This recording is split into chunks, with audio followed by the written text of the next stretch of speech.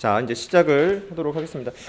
일단은 저는 이제 제가 이제 뭐 기하도 그렇고 대수도 그렇고 제일 이제 큰 고민들은 이제 아이들한테 수학에서 가장 어떻게 하는 게 이제 아이들한테 가장 큰 도움이 될까? 사실 이제 많은 학원들에서는 그거보단 다른 가치관이 좀 더 있을 거예요. 뭐냐면은 어떻게 해야 그냥 많이 들을까? 어떻게 해야 상위권 엄마를 잡아서 다 딸려올까? 이런 형식들의 고민도 사실 많거든요. 그래서 많은 학원들이 요즘은 좀 덜 할 수 있지만 A급으로 무조건 시작해야 한다라는 뭐 그런 커리들도 많이 있었어요. 근데 그런 커리들을 따라갔던 수많은 학생들이 굉장히 사실 무너졌었던 경우들도 많거든요. 그래서 저는 이제 제가 기하에서도 그렇고 어떻게 하면 아이들한테 지금 학습적으로 필요한 건 뭘까?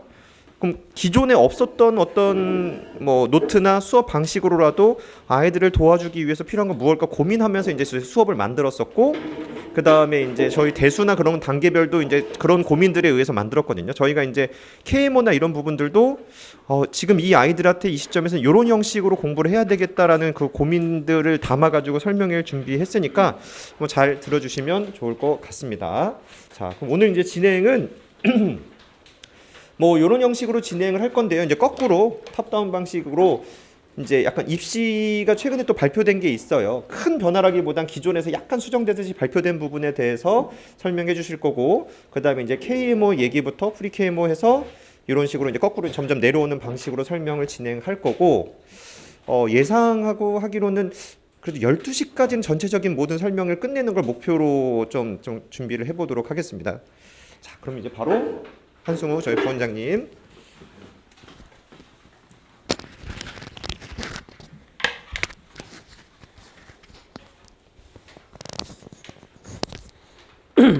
네, 반갑습니다. 저는 이제 개념센서 S연가는 부원장 한승우라고 합니다. 일단 입시 얘기를 좀 드리려고 하는데, 일단은 아까 이제 어머니도 오시면서 보니까 학년들이 이제 저학년들 많으시더라고요. 사실 입시가 어떻게 바뀔지는 모릅니다. 왜냐면은 저도 이제 저희 딸아이가 고2거든요. 그래서 입시에 굉장히 민감하게 관심을 가지고 있는데, 저도 이제 제가 특목고를 나오다 보니까 특목고에 관심이 되게 많았어요. 그래서 특목고를 보내야지 라고 했을 때 청천벽력 같은 소리를 들었었던 게 뭐냐면, 저희 아이가 초등학교 1학년, 2학년 때쯤에 앞으로 이제 장차 특목고 없어진다. 특목고 그러니까 특히 외고 자사고 폐지가 있었고, 그 이슈가 있었는데 그게 적용이 되는 게 딱 저희 아이가 고등학교 가는 시기였거든요. 그래가지고 얘를 이거 어떡하지? 라고 했는데 결국 지금은 특목고가 없어지지 않았죠. 그죠? 그리고 특히 저희 아이 같은 경우 국제고를 다니고 있는데 외고 국제고 그대로 존치가 되어 있습니다. 그 당시에는 이제 과학고 영재고를 제외하고 전부 다 없어지는 그런 추세였는데 그게 바뀌었고, 그리고 수시였다가 정시로 갑자기 무게중심이 쏠렸다가 다시 수시로 바뀌고 이게 왔다 갔다 하고 있거든요. 그래서 입시는 사실 지금 저학년 같은 경우는 어떻게 바뀔지는 알 수는 없지만 전체적인 경향을 좀 보셔야 된다라고 보시면 좋을 것 같아요. 그래서 이제 입시 얘기가 2028학년도 딱 저희 딸아이가 고등학교 가는, 그리고 현재 고등학교 내신도 5등급제로 바뀐, 그리고 수능도 바뀌는 딱 그 시점에서 나온 발표가 되는 거고요. 그리고 현재 교과과정 2022 개정 교과과정 처음으로 적용받는 친구들의 입시거든요. 그래서 어떤 식으로 바뀔 것이냐에 대한 얘기들은 좀 흐름은 좀 알고 계시면 좋을 것 같아요. 그리고 지금 나오는 이유가 원래는 이제 입시는 3년 예고제라서 3년 전부터 어떻게 바뀔지는 이미 나옵니다. 그런데 이제 실제 대학에서 몇 명을 뽑고 수시에서 몇 명 뽑고 정시에서 몇 명 뽑고는 1년 전에 이렇게 나오거든요. 그래서 내년에 입시를 보게 되는 친구들이 올해 4월 30일 날 발표가 났어요. 그래서 거기에 대한 기준으로 말씀드리려고 합니다. 전체적으로 지금 현재 입시는 아마 이제 9등급제에서 5등급제로 바뀌어요. 내신 등급은 항상 바뀌거든요. 제가 적용받았던 게 이제 5차 교육과정입니다. 그럼 제 나이가 나오는데 저는 이제 내신이 15등급까지 있었습니다. 그리고 1등급 받으려면 3% 안에 들었어야 돼요. 근데 그 당시가 특목고, 특히 과학고 입장에서는 거의 날개를 달았었던 시점이거든요. 왜냐면 과학고 같은 경우는 그 당시에 비교 내신이라는 거를 적용을 받아서 학교 내신 3%가 아니라 수능 3% 안에 들면 1등급을 받았었던 시기입니다. 그래서 저희 학교가 좀 지방과학고라서 인원이 적은 상태였고 60명을 뽑았고 33명이 2학년 때 카이스트를 가버리는 바람에 27명밖에 안 남아 있었던 상태거든요. 고등학교 3학년이. 그런데 그 중에서 한 명을 제외하고 전부 다 1등급을 받았어요. 왜냐하면 비교 내신이기 때문에 수능 3% 안에만 들면 되거든요. 그래서 그때가 이제 과학고가 한참 이제 열기를 뿜었고, 그 다음에 지금은 이제 비교 내신이 없어져 있는 상태입니다. 그렇지만 여전히 대학들은 특목고를 좋아합니다. 알게 모르게 특목고를 뽑으려고 해요. 근데 그게 이제 9등급제로 바뀌었다가 지금은 내신 5등급제가 됐는데 이게 여러 가지 이슈들이 있습니다. 일단 첫째로 내신 1등급, 그러니까 5등급제가 9등급제일 때는 1등급이 4%였거든요. 그리고 2등급이 12%였는데 지금은 1등급이 10%로 바뀌었기 때문에 예전에 2등급도 1등급을 받을 수 있구나 라는 장점이 있기도 해요. 근데 이제 그러다 보니까 1등급에 대한 변별력이 없어져요. 그러니까 대학에서는 내신 1등급을 받았다고 해서 믿을 수가 없네? 라는 생각이 되고 특목고 입장에서는 이게 조금 문제가 되는 게 1등급과 2등급이 이제 하늘과 땅 차이가 돼버리거든요, 이제. 왜냐면 이제 딱 언저리에 있으면 1등급 문을 닫는 거랑 2등급 문을 여는 게 어떤 차이가 생겨버리냐면 1등급 문을 닫으면 10% 안에 들었다고 인정이 되지만 2등급 문을 열게 되면 34%예요, 이게. 그러면은 3분의 1 정도가 그냥 2등급을 받는 거거든요. 그럼 이제 2등급을 받으면 2등급 레인지가 너무 넓기 때문에 거기에다가 이제 대학에다 그 제공을 하게 되는 내신이 표준 편차 제공이 안 됩니다. 그러니까 얘가 어느 정도 2등급인지를 알 수가 없는 상황이 돼요. 그래서 이제 대학에서는 어떤 거를 많이 하냐면 원점수를 보겠다. 그러니까 평균과 원점수를 가지고 따져보겠다는 것도 있고 1등급과 2등급 자체의 갭이 너무 크다 보니까 이거 자체가 상위권에서는 의미가 없네. 특히 특목고 입장에서는 1등급과 2등급이 올 1등급은 없거든요. 특목고에서는. 그냥 뭐 이번에도 올 1등급인 학생이 전국에 몇 퍼센트 있다라고 얘기지만 그런 학생들 없습니다, 사실. 없다라고 봐야 돼요. 근데 대학에서 원하는 건 특목고 아이들 뽑고 싶고 그래서 경희대나 이런 학교들은 어떻게 뽑냐면 그냥 등급뿐만 아니라 뭐가 나오냐면 A, B, C, D가 나와요. 그냥 A면 1등급 주겠다라고 발표한 학교들도 있습니다, 지금 현재.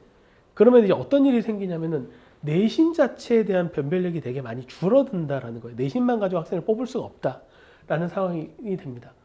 그리고 이제 그래서 어떤 거를 많이 하냐면 전공 연계 교과과정 이수했느냐. 이제 수능이 바뀌면서 미적분이랑 기하를 선택 안 해도 되거든요. 그러니까 미적분이 이제 미적분2라고 이름이 바뀌었고 뭐 기하는 여전히 기하로 이름을 가지고 있지만 그걸 안 해도 수능을 가지고 이공계를 갈 수가 있습니다, 현재. 그렇지만 이제 수시에서 그걸 선택하지 않은 학생들을 공대에서 뽑을 수가 없죠. 그래서 이제 전공 연계 과정, 교과 과정 그리고 문과를 가겠다는 친구가 제2외국어를 안 하면 안 되잖아요. 그런 것들에 대한 이수 과정을 반드시 해야 된다는 게 있고 그러면 이제 어떤 것들을 보겠다라는 건 또 이제 세부 능력의 특기 사항을 가지고 학생들을 정성 평가를 하는데 이것도 좀 문제가 되는 게 뭐냐면 그 선생님들의 어떤 여러 가지 요구 사항도 있고 그리고 AI를 돌려서 하시는 분들도 있고 그럴 수 있거든요. 그러다 보니까 여기 또 글자 수를 많이 줄였습니다. 글자 수를 줄여서 단순하게 나열식으로 되어 있는 게 아니라 스토리가 있어야 돼요. 그러니까 어떤 학생들의 탐구와 증명이 그냥 전체적으로 가면서 깊이가 있는 그런 스토리들이 있느냐라는 걸 보게 됩니다. 그리고 이제 심층구술 면접은 뭐냐면 그러면 대학에서 특히 서울대 기준으로 말씀을 드릴게요. 서울대 기준에서는 아니 내신도 믿을 수가 없어. 대신에 이제 전공 연계 과정을 좀 보겠다라는 것도 있지만 그리고 서울대는 수시에서 수능 최저가 없습니다. 그러니까 서울대를 보겠다라는 친구가 뭐 수능 가지고 하겠다는 건 아니죠. 그리고 이제 실제로 서울대는 어떤 일도 있었냐면 정시에서 서울대 의대를 뽑는데 수능 만점자가 서울대 의대를 떨어진 적도 있습니다. 면접에서 떨어졌어요, 심지어. 그 친구는 연대 의대를 갔었거든요, 그 전에. 그래서 그런 것들을 다 제외하고 우리 스스로 좀 좋은 학생들을 뽑겠다라고 해서 뭘 강화하냐면 결국 심층구술 면접을 강화하는데 이건 뒤에 또 말씀을 드리겠지만 단순 암기를 가지고 문제를 하는 게 아니라 문제 해결력을 좀 보겠다라고 해서 계속 이제 발전이 되고 있습니다. 이 기조로 4월 30일 날 발표된 거 기준으로 좀 말씀을 드리면 일단 죄송합니다. 일단 첫째로 가장 주목할 게 뭐냐면 정시를 축소하겠다라는 거예요. 그러니까 정시가 더 공정한 것처럼 얘기를 했지만 정시를 축소하고 심지어는 정시에서도 학생부를 반영하겠다라는 형태로 진행이 되고 있고요. 그래서 정시를 확대하고 정시를 축소하고 수시를 확대를 하는데 이게 어느 정도냐면은 15% 정도 서울대에서는 15.6%의 정시를 줄이고 그걸 다 수시 인원으로 넘겼어요. 이게 어느 정도 인원이냐면 서울대가 전체적으로 한 3,800명 정도 되거든요. 그 중에서 2,800명 정도를 그냥 수시를 뽑겠다는 겁니다. 2,500명 그리고 1,200명 이 정도 비율을 뽑겠다는 거고 연세대 같은 경우도 한 4,000명 정도를 뽑아요, 한 해에. 근데 여기서 이제 2,800명 정도를 수시 뽑겠다라고 발표를 한 겁니다. 고려대도 마찬가지. 고려대도 이제 4,400명 정도를 뽑는데 그 중에서 거의 수시를 훨씬 더 많이 뽑겠다라는 거예요. 그리고 수능이 변별력이 약화됐다라고 말씀을 드리는 거는 이제 특히 수학이 가장 변별력을 많이 가지고 있는데 수학에서 이제 기존의 킬러라고 했었던 미적분이랑 기하를 내지 않고 전부 다 확통을 보게 되거든요. 이거는 문과 학생들 입장에서도 되게 피곤한 일이 돼버렸고 이과 학생들 입장에서 피곤한 일이 돼버려요. 그래서 수능 자체가 변별력이 좀 약화되면서 내신도 변별력이 약화됐어요. 아까 말씀드린 5등급제가 오히려 내신이 변별력이 약화됐기 때문에 다른 방법으로 뽑겠다라는 거거든요. 그래서 서울대에서 지금 개발하고 이번에 이제 용역까지 했었던 게 뭐냐면 이제 역량평가 면접이라고 해서 SNU 이게 소위 말하는 탐침 질문이라는 것을 개발을 하고 있습니다. 서울대에서는 이게 이제 탐침이라는 게 보통 이제 뭐 수맥 찾는 거 있지 않습니까? 또는 석유 같은 거 찾을 때 이제 침을 꼽아가지고 이제 한다라고 해서 탐침이라고 얘기를 하는데 그 내용을 좀 말씀을 드리면 일단 서울대에서는 이제 6대 핵심 역량을 가지고 이제 면접을 보겠다라는 거예요. 그래서 6개가 뭐냐면 이제 종합적 사고를 할 수 있느냐, 분석적으로 논리적으로 비판적 사고를 할 수 있는지를 판단을 하고 싶고 그리고 지적 탐구라는 거는 주어진 거를 바탕으로 해서 얼마나 지적으로 탐구하는 능력, 역량을 가지고 있느냐 그리고 창의적, 융합적이고 창의적인 사고력을 가지고 새로운 대안을 제시하고 협력적 소통이라는 것은 물론 이제 학생들과의 소통도 중요하지만 만약에 이제 교수님의 질문에 대해서 같이 소통을 하면서 어떻게 문제를 해결할 수 있는 역량을 가지고 있느냐 그 외에 뭐 공통제라든지 자기관리 6가지를 면접을 가지고 통해서 보겠다라는 건데 이 결과로 만들어진 게 서울대에서 만들어진 이제 탐침 질문, 탐침 면접이라는 거거든요. 그러니까 면접을 지금까지는 어떻게 진행을 했냐면 제시문이 주어지고 서울대는 제시문이 주어지고 그 제시문에 대해서 문제 풀 수 있는 시간을 줍니다. 그런 다음에 그 문제에 대해서 그냥 교수님 앞에서 풀이 과정을 답변하는 형태로 구성이 됐어요. 실제로 이제 저도 이제 친구 중에 이제 서울대 교수님인 친구가 있습니다. 컴퓨터공학과 교수님인 친구가 있는데 그 친구 같은 경우 이제 면접을 자주 들어가거든요. 왜냐면 이 친구가 아이모 대표 출신이어가지고 자기 말로는 그래요. 교수님들도 잘 모른대 수학 문제를. 근데 이제 모르는데 앉아 있는 척하면서 이제 하고 있는데 이제 과학고나 영재학교 친구들이 당연히 그런 것들 많이 하겠죠. 근데 거기에 대해서 이제 질문을 던져서 어떻게 답변하는지를 보고 이런 형태로 구성이 됐는데 그게 조금 더 구체화돼서 만들어졌다라고 보시면 좋을 것 같아요.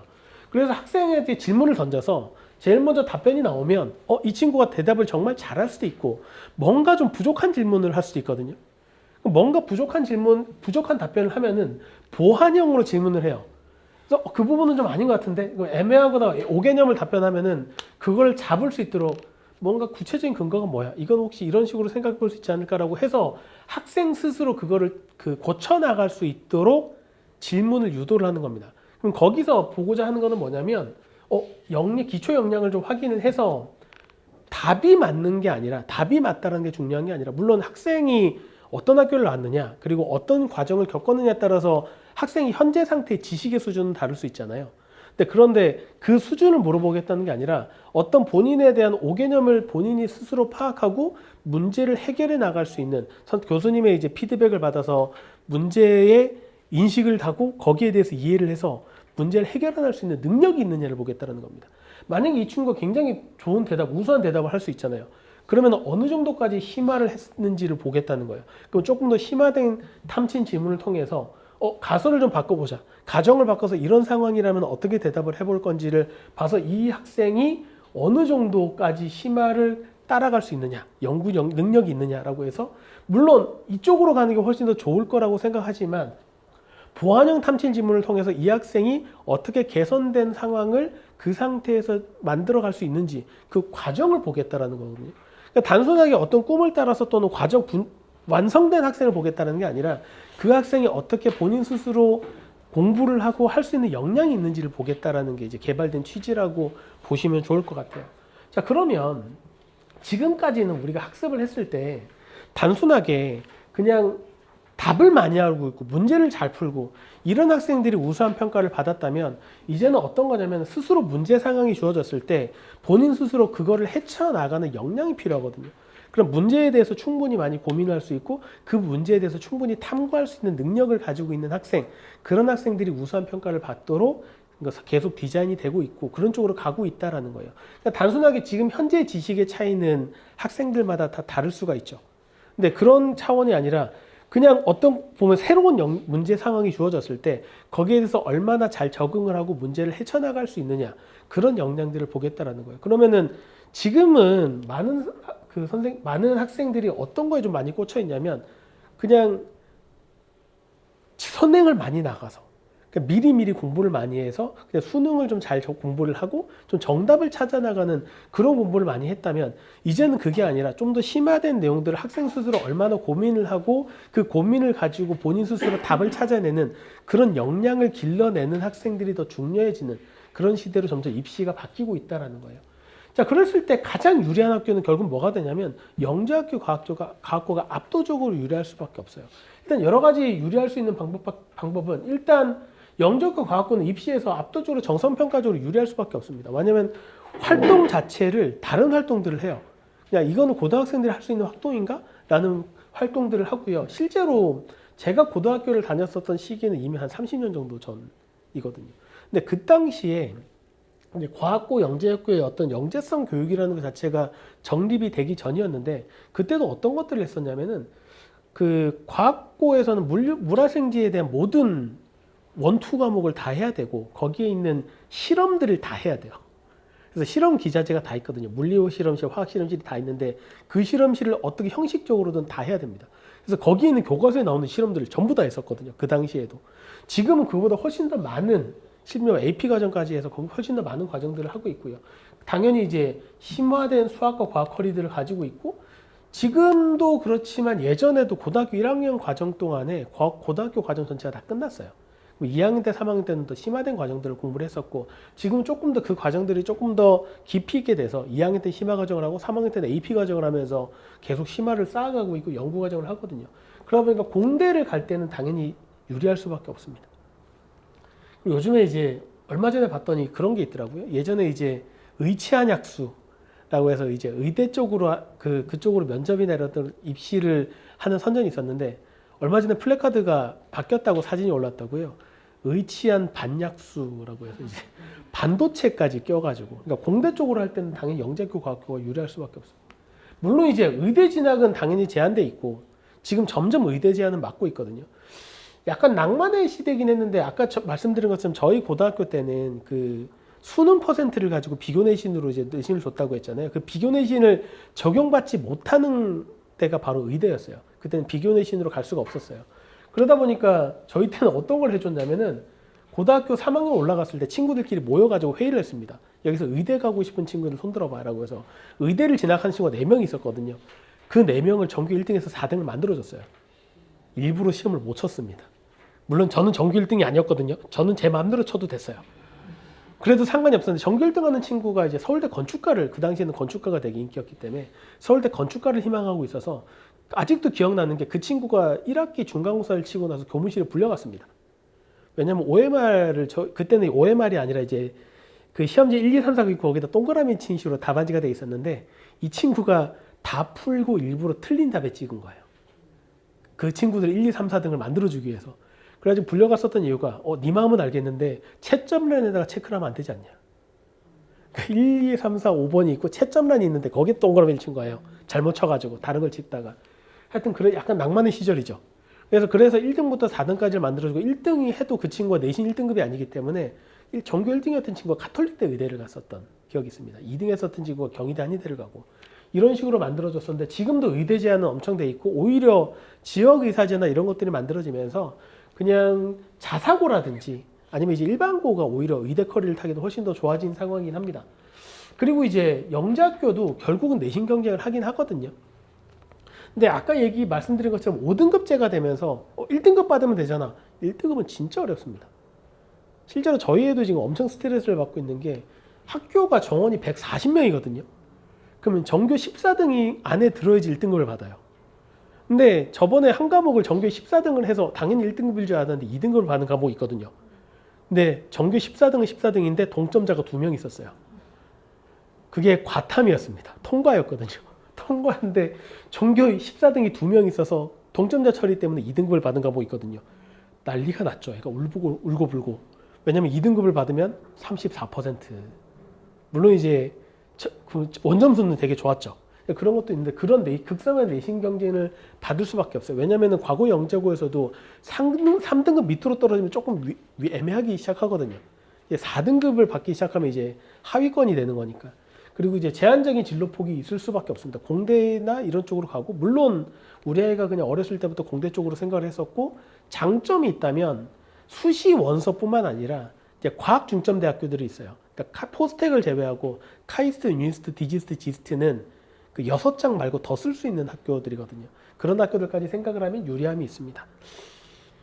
자, 그러면 이거를 꼭 저는 많이 보여드리는 편인데, 이거 저번에도 한번 보여드렸었는데, 이거는 작년도, 딱 작년 2025학년도 서울대 입시 결과예요. 이제 베리타스에 올라왔었던 결과고, 서울대 최종 결과입니다. 그럼 1위는 이제 외대부고가 하여튼 이래저래 합쳐서 64명을 보냈다는 거예요. 그래서 외대부고 역시 1위 짱! 이렇게 해서 제일 많이 보냈다. 그 다음에 휘문고고 50명, 화성고 44명, 여기도 지역 자사고입니다. 그 다음에 이제 대원외고가 외고 중에서 41명, 단대부고 37명 쭉 있습니다. 상상고 29명. 그러면서 물론 재학생도 있고 재수생도 있고 쭉 비율이 있어요. 이렇게 쭉 있으면 전체적으로 보면 역시 외대부고가 짱이구나 라고 생각하실 수 있습니다.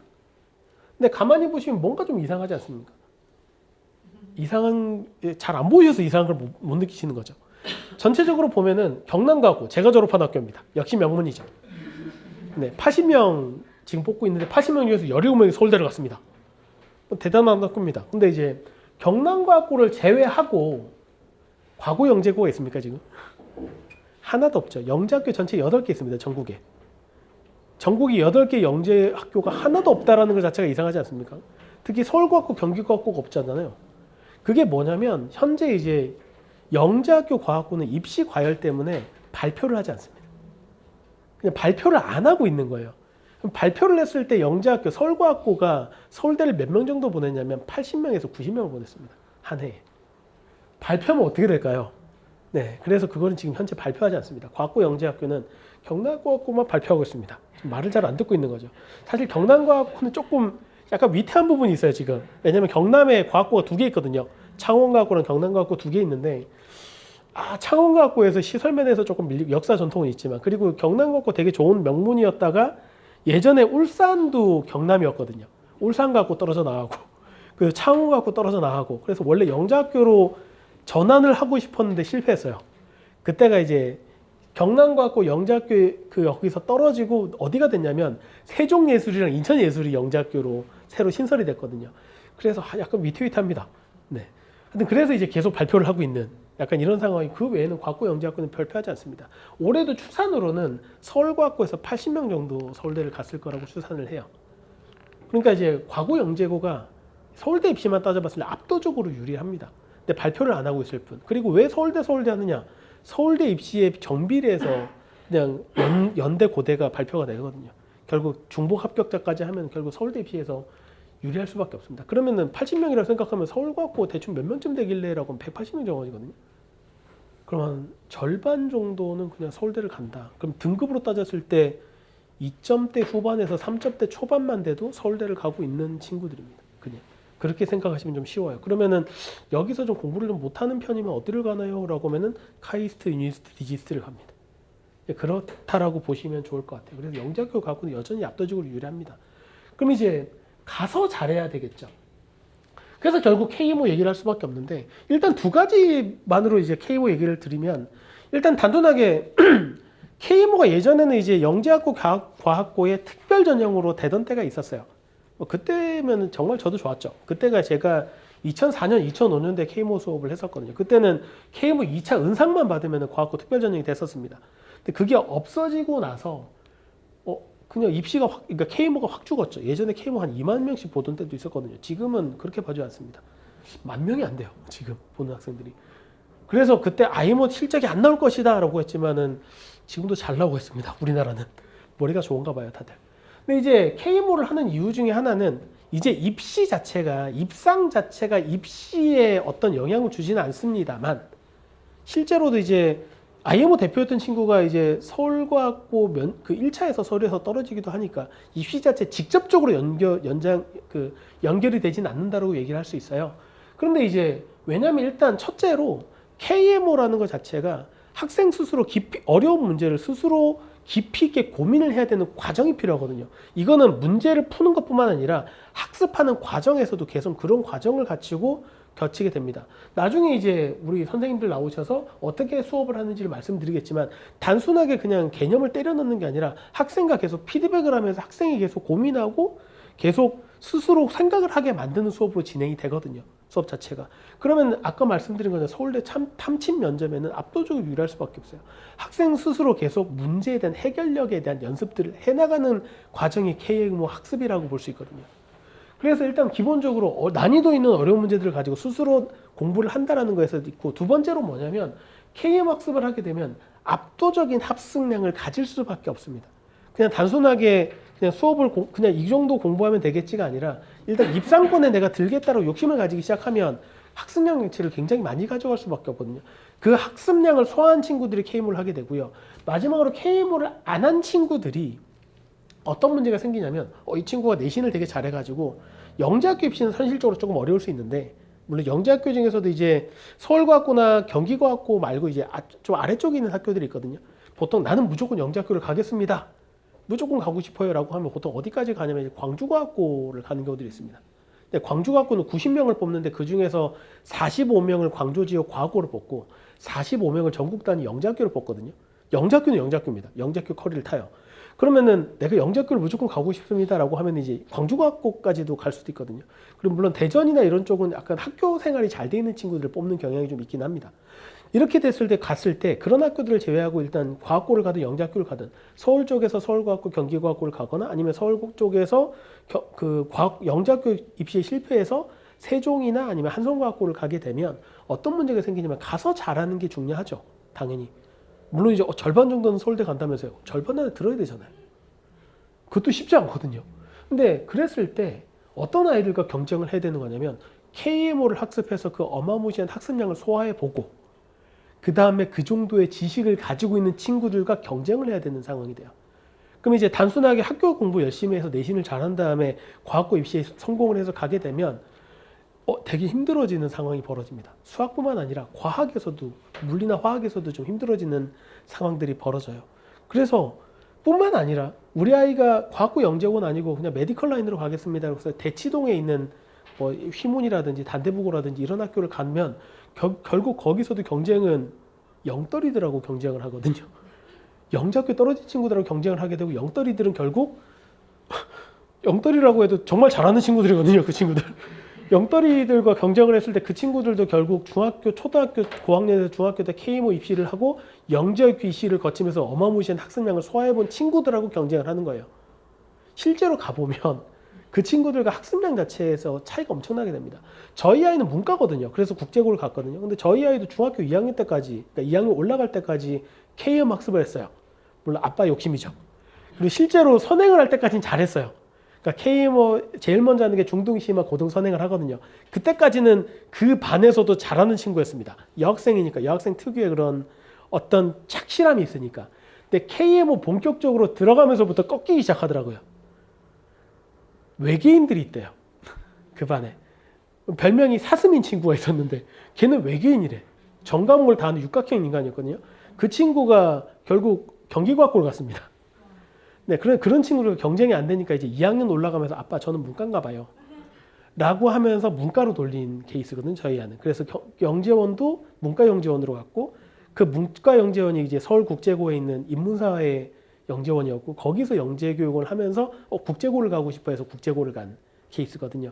그래서 지금은 국제고 이과반이라고 본인은 표현하고 있는데 수학을 잘해서 좀 편하게 학교를 다니고 있는 타입입니다. 물론 영어도 잘하는 편이에요. 그러니까 국제고를 갔죠.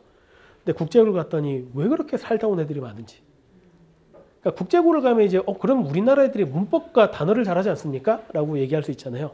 문법과 단어는 정말 잘합니다. 우리 아이가. 근데 국제고는 영어로 사회를 배우는 학교거든요. 영어 시험이 문법이 나오지 않아요. 그냥 디베이트를 해야 되고 계속 글을 써야 되고 영어 시험을 치는데 시험지는 2장인데 시험을 치면서 봐야 되는 스크립트 15장이 같이 나오는 학교거든요. 그걸 시험 치면서 봐야 되니까 힘들어하죠. 물론 악책같이 버티고는 있지만 그래도 자신의 원동력은 수학입니다. 지금. 그래서 수학을 문과 애들도 잘하는 편이 좋아요. 근데 우리 아이가 그걸 버티는 것 중에 하나가 뭐냐면 중학교 1학년 때까지 KM 학습을 했었던 그 경험으로 좀 버티는 경향도 있거든요. 나 이만큼까지 학습을 해봤어. 그러면 단순하게 이제 그걸 떠나서 그럼 어떻게 학습을 해야 되느냐를 보면 일단 KMO에 대한 소개들은 뭐 잘 아실 거라고 생각을 해요. IMO 대표를 뽑기 위한 시험이고 1차와 2차로 나눠지고 일단 저희가 대비하는 건 중등 KMO 1차를 얘기를 하는 거고요. 일단 대한수학회에서 하고 지금 5월 16일 날 시험을 보게 됐는데 올해는 전체 주관식 단답형으로 20문항을 보게 됩니다. 100점 만점이고 4.5점, 6점으로 구성이 돼요. 그리고 정수대수 기하조합으로 나눠져 있고 그리고 동상 이상 합격자는 이제 2차 시험을 보게 됩니다. 대충 11월쯤에. 그리고 각 영역별로 정수대수 기하조합은 이거는 IMO 범위이기 때문에 이렇게 시험을 보게 돼 있고요. 전체적으로는 이런 시험을 보고 있다. 그리고 뭐 기하 같은 경우도 평면기하 위주로 보게 되고 대수는 사실 공통수학 1, 2 정도가 잘 돼 있으면 다루기 쉬운 문제들이 많이 나옵니다. 그 외 정수와 조합은 약간 좀 지금까지 배운 적이 없는 것들이기 때문에 학습이 좀 따로 필요하다라고 보시면 좋을 것 같아요. 이 부분 빨리 넘어가겠습니다. 자, 그래서 일반적으로 커트라인은 보통 이제 뭐 대상은 당연히 압도적으로 잘 봐야 되죠. 금상컷은 예전에는 되게 쉬웠을 때는 90점인 경우도 있긴 했는데 대부분은 80점 초중반에서 형성이 된다라고 얘기를 해요. 커트라인을 발표해 주지는 않습니다. 근데 보통 이제 대형 학원들에서 학생들을 가지고 봤을 때 이 정도이고 대충 50점대 초반에서 이제 입상권은 나오고 있더라. 이건 대충 이렇게 볼 수가 있습니다. 이거는 이 부분 빨리 넘어갈게요. 그럼 왜 KMO를 보느냐라고 하면 일단 기본적으로 방금 말씀드린 것처럼 서울대 입시에 유리합니다. 탐침 지문에도 유리하고 영재고 입시는 그냥 KMO랑 굉장히 밀접한 관계를 가집니다. 그냥 영재고 입시에서는 그냥 서류를 보고 2차에서 GP를 보고 3차 캠프를 보는데 우리나라에서는 고등학교 입시에서 GP를 볼 수 있는 학교는 영재학교밖에 없습니다. 영재진흥법인가 그래서 원래 입시에서 GP고사를 못 보게 돼 있거든요. 고등 입시에는. 전부 다 구술고사였어요. 자사고도 마찬가지고 전부 다 면접입니다. 근데 영재학교면 영재교육원에서만 지필고사를 하거든요. 그래서 영재학교는 지필고사를 보게 돼 있고 영재교육은 시험 치실 거예요. 초등학교 한 4학년 때부터 영재교육 시험 치잖아요. 지필고사 보거든요. 영재교육기관이라서 보는 겁니다. 그게 아닌 건 전부 다 면접으로 다 보게 돼 있습니다. 그래서 영재고 입시에서는 KMO 문제가 그대로 나오진 않지만 당연히 이 정도 학습과 사고력 확정이 되어 있어야지만 가능하다라고 그렇게 이해를 하시면 좋을 것 같아요. 그래서 KMO에 대한 얘기들을 조금 더 보면 일단 KMO 1차 기출이랑 영재학교 2단계 기출을 좀 알기 쉽게 좀 보여드리려고 준비했었던 건데 일단 얘는 KMO 1차 기출에 일단 기본적인 정수론 문제 비슷한 겁니다. 이거 약간 문제를 변형을 했어요. 정수 MN에 대해서 담을 만족하는 수소쌍 개수를 구하라. 뭐 이런 형태의 정수론 문제들이 아주 비일비재하게 출제되거든요. 정수 부정 방정식 문제입니다. 근데 영재학교는 어떤 식으로 나오냐면 이런 식으로 대놓고 나오는 게 아니라 뭐 모든 모서리의 정수인 직육면체 건널비랑 부피가 같을 때 가능한 가로 세로 높이의 순서쌍을 구하시오. 결국 가로 세로 높이를 정수 ABC라고 둔 다음에 식을 세우면 정수 부정 방정식 문제를 푸는 거랑 논리적으로 그냥 똑같습니다. 그럼 얘는 실제로 2022학년도 경기과학고 2차 기출 문제를 변형한 거거든요. 거의 비슷한 문제들이 나오고 있다고 보시면 돼요. 그럼 KMO에서 정수 부정 방정식에 대해서 정리가 잘 돼 있는 친구들은 당연히 쉽게 받아들이고 문제를 풀 수밖에 없겠죠. 좀 더 문제를 볼게요. ABC 길이로 된 뭐 n차 문자 A와 B가 이웃하지 않도록 ABC를 길이가 n인 문자열로 만드는 경우의 수를 구하여라. 보통 이거는 점화식으로 만들어서 문제를 푸는 경우들이 많거든요. 그 점화식으로 이제 하는 연습을 위해서 만든 2023년도 기출문제 변형한 자료거든요, 제가. 그런데 서울대 심층 면접입니다. 이건 2023학년도 서울대 이공계 학생들이 봐야 되는 면접이 있어요. 거기서 이제 심층 면접으로 이 문제들을 푼 다음에 답변을 하게 돼 있는데 1, 2, 3으로 구성되어 있는 ABC로 구성된 거의 유사하죠. n개짜리 수열 중에서 인접한 두 수의 차이가 1 이하인 수열의 개수를 점화식을 이용해서 풀어가는 문제였습니다. 결국 거의 비슷한 형태로 구성이 된다는 거예요. 그러니까 학습이 직접적으로 도움이 된다기보다 이런 문제에 대한 경험과 사고를 해본 친구들은 좀 쉽게 접할 수가 있겠죠. 이런 식으로 구성이 돼 있다는 겁니다. 자, 그래서 저희가 이제 KMO를 원래는 직접적으로 하려고 하지 않고 프리 KMO반을 작년으로 구성을 했고 올해부터는 저희도 이제 KMO 1차 대비할 수 있는 역량이 되지 않을까라고 해서 올해부터 KMO 1차 대비 입문반을 시작을 합니다. 그럼 KMO 1차 대비 입문반 소개를 이제부터 드리려고 하는데 일단 시간표 먼저 간단하게 좀 안내를 드리면 월요일 금요일에 5시부터 10시까지 2시간 반씩 해서 앞타임 뒷타임으로 선생님 두 분이 번갈아가면서 수업을 진행을 하게 될 거예요. 그래서 타겟은 KMO 1차를 준비하고자 하는 학생들을 대상으로 할 거고요. 그래서 정수와 기하를 선생님 한 분이 맡아주시고 조합과 대수를 선생님 한 분이 맡아서 일단 기본 개념부터 해서 기출 그리고 파이널 모의고사까지 이렇게 진행을 하는 반으로 구성이 됐다라고 보시면 좋을 것 같아요. 개강일은 6월 1일이고요. 아마 다음 주부터는 저희가 입반 테스트를 받기 시작을 할 겁니다. 입반 테스트는 전체 범위는 공통수학 1, 2랑 중등심화 전체라고 보시면 좋을 것 같아요. 그래서 공통수학 1, 2 정도가 그래도 기본적으로 내가 공수 1, 2 내용은 알아. 문제는 좀 풀 수 있어. 라고 보시면 좋을 것 같고 약간 지엽적인 문제들은 뺄 겁니다. 복소수 이런 것들은 약간 좀 빼려고 하고 있고요. 행렬 뺄 겁니다. 네, 그거는 이제 약간 직접적인 연계가 있는 부분 위주로 좀 출제를 할 거다라고 보시면 좋을 것 같고 대신에 기하 부분은 중등심화에서 제일 중요하게 볼 부분은 기하 부분이 되겠죠. 그 부분 좀 깊이 있게 좀 공부를 해서 테스트를 볼 건데 물론 단순하게 KMO 저희가 수업을 하는 게 다 서술형을 보게 됩니다. 서술형을 보게 될 거고 단순하게 이 친구가 점수가 몇 점 그래서 합격, 불합격 이렇게 얘기를 하는 게 아니라 시험 전체적으로 봤을 때 풀이 과정이나 이런 것들을 보고 충분히 우리와 학습하면서 공부할 수 있게 따라갈 수 있겠구나라는 것들이 판단되는 친구 위주로 갈 거다라고 보시면 좋을 것 같아요. 전체적인 커리큘럼 간단하게 말씀을 좀 드리면 일단 6월 1일부터 시작을 하면은 저희가 한 6개월 정도는 개념 이론을 공부를 할 겁니다. 단순하게 쉽게 말씀드리면 파트 1과 파트 2로 좀 나눠서 말씀을 드릴 건데 정수기와 대수조합의 이제 파트 1은 기본 이론이랑 기본적인 이론들을 학습할 수 있는 예제 유제들을 하면서 아이들이 기본을 익히는데 좀 주력을 할 거다라고 보시면 좋을 것 같아요. 그러니까 파트 1과 파트 2는 전체적으로 개념과 그리고 그 개념에 맞는 심화 유형들을 좀 풀면서 아이들의 개념을 익히고 거기다 익혔는지 테스트하고 이런 형태로 구성이 되는 게 전체적으로 6개월 과정이다라고 보시면 좋을 것 같고 이때는 저희가 주 이틀 위주로 수업을 진행을 합니다.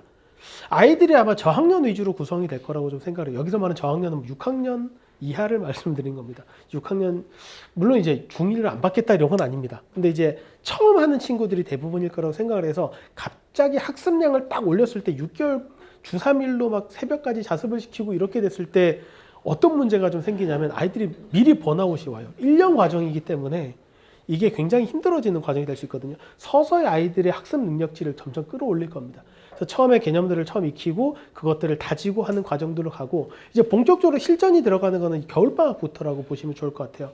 그럼 겨울방학 때부터는 학습량을 좀 확실히 늘려서 진행을 할 거다라고 생각하시면 좋을 것 같고요. 겨울방학 때부터는 이제 기출문제랑 외국 형식 기출들을 다루면서 실전 감각을 끌어올리고 파이널에서는 이제 파이널 모의고사를 계속 진행을 하면서 아이들이 거의 실점에 민감하게 가서 5월에 딱 시험 1차를 보는 그런 형태로 진행이 될 거다라고 생각을 하시고 가시면 좋을 것 같습니다. 전체적으로 저희가 봐야 되는 학습량은 한 이 정도 량이라고 보시면 좋을 것 같아요. 물론 여기에 빠진 것들도 많습니다. 그냥 대표적으로 이 정도는 공부를 해야지 우리가 KMO 1차가 됩니다라는 것에서 아니 무슨 개념을 6개월이나 봅니까? 라고 생각할 수 있는데 이것도 굉장히 많이 추려서 일단 이해를 돕기 위해서 만드는 학습량이거든요. 이 정도 소화 과정을 아이들이 자유자재로 할 수 있도록 학습을 해야 된다. 라고 보시면 좋을 것 같아요. 그래서 6개월 정도를 아이들의 개념을 공부를 하고 거기에 대해서 유제를 풀고 다시 한 번 더 확인하고 그 매일매일 이제 퀴즈를 보게 될 겁니다. 배웠었던 내용들을 잘 알고 있는지 그리고 이제 한 달에 한 번 정도 누적 테스트를 진행을 하게 될 거고 퀴즈는 간단하게 배웠었던 개념을 제대로 유도할 수 있느냐 그리고 배웠었던 개념들을 문제에 적용할 수 있느냐 이런 것들을 짧게 확인해 가면서 확실하게 개념들을 익힐 수 있도록 그렇게 가고 있다라고 보시면 좋을 것 같습니다. 제가 얘기가 굉장히 길었는데 일단 그래서 1차 대비를 어떤 식으로 본격적으로 진행을 할 건지 그리고 어떤 식으로 수업을 진행을 하는지 수업하는 선생님들이 나와서 직접 얘기하시는 게 되게 좋겠죠. 그래서 이제 정수 기하에 대해서 이번에 새로 오신 우리 이진규 선생님 오셔서 KMO의 대가 이진규 선생님 나오셔서 어떻게 수업을 진행하는지 설명을 드리도록 하겠습니다. 안녕하십니까. 저희 이번에 처음 여기서 이제 강의 맡게 된 그 이진규라고 합니다. 반갑습니다. 제가 원래 예전에 경시 강의했을 때는 조금 나름 대치동에서 유명했는데 제가 이제 한 2년 정도는 이제 개인 교습 위주로 했거든요. 에듀쿨 나오게 된 다음부터는. 그래서 조금 이제 인지도가 좀 떨어지긴 했는데 그래도 이제 KMO 강의만 뭐 거의 한 26년 정도 진행을 했습니다. 저번에 오신 분들한테 말씀드렸지만 제가 2008년도 여기 대치 CMS 처음 개원했을 때 개원 멤버예요, 제가. 예. 그래서 이제 자세한 사정은 제가 정수를 도맡아서 주로 했는데, 그거는 이제 그 사정은 그때 이제 한번 말씀드렸기 때문에 그냥 넘어가도록 하겠습니다. 그리고 일단은 이제 저희 부원장님하고 저하고 이제 두 과목씩 나눠서 이제 KMO를 할 거거든요. 이분들 이제 역량이 뛰어나신 분이시고, 저는 이 KMO밖에 못해요.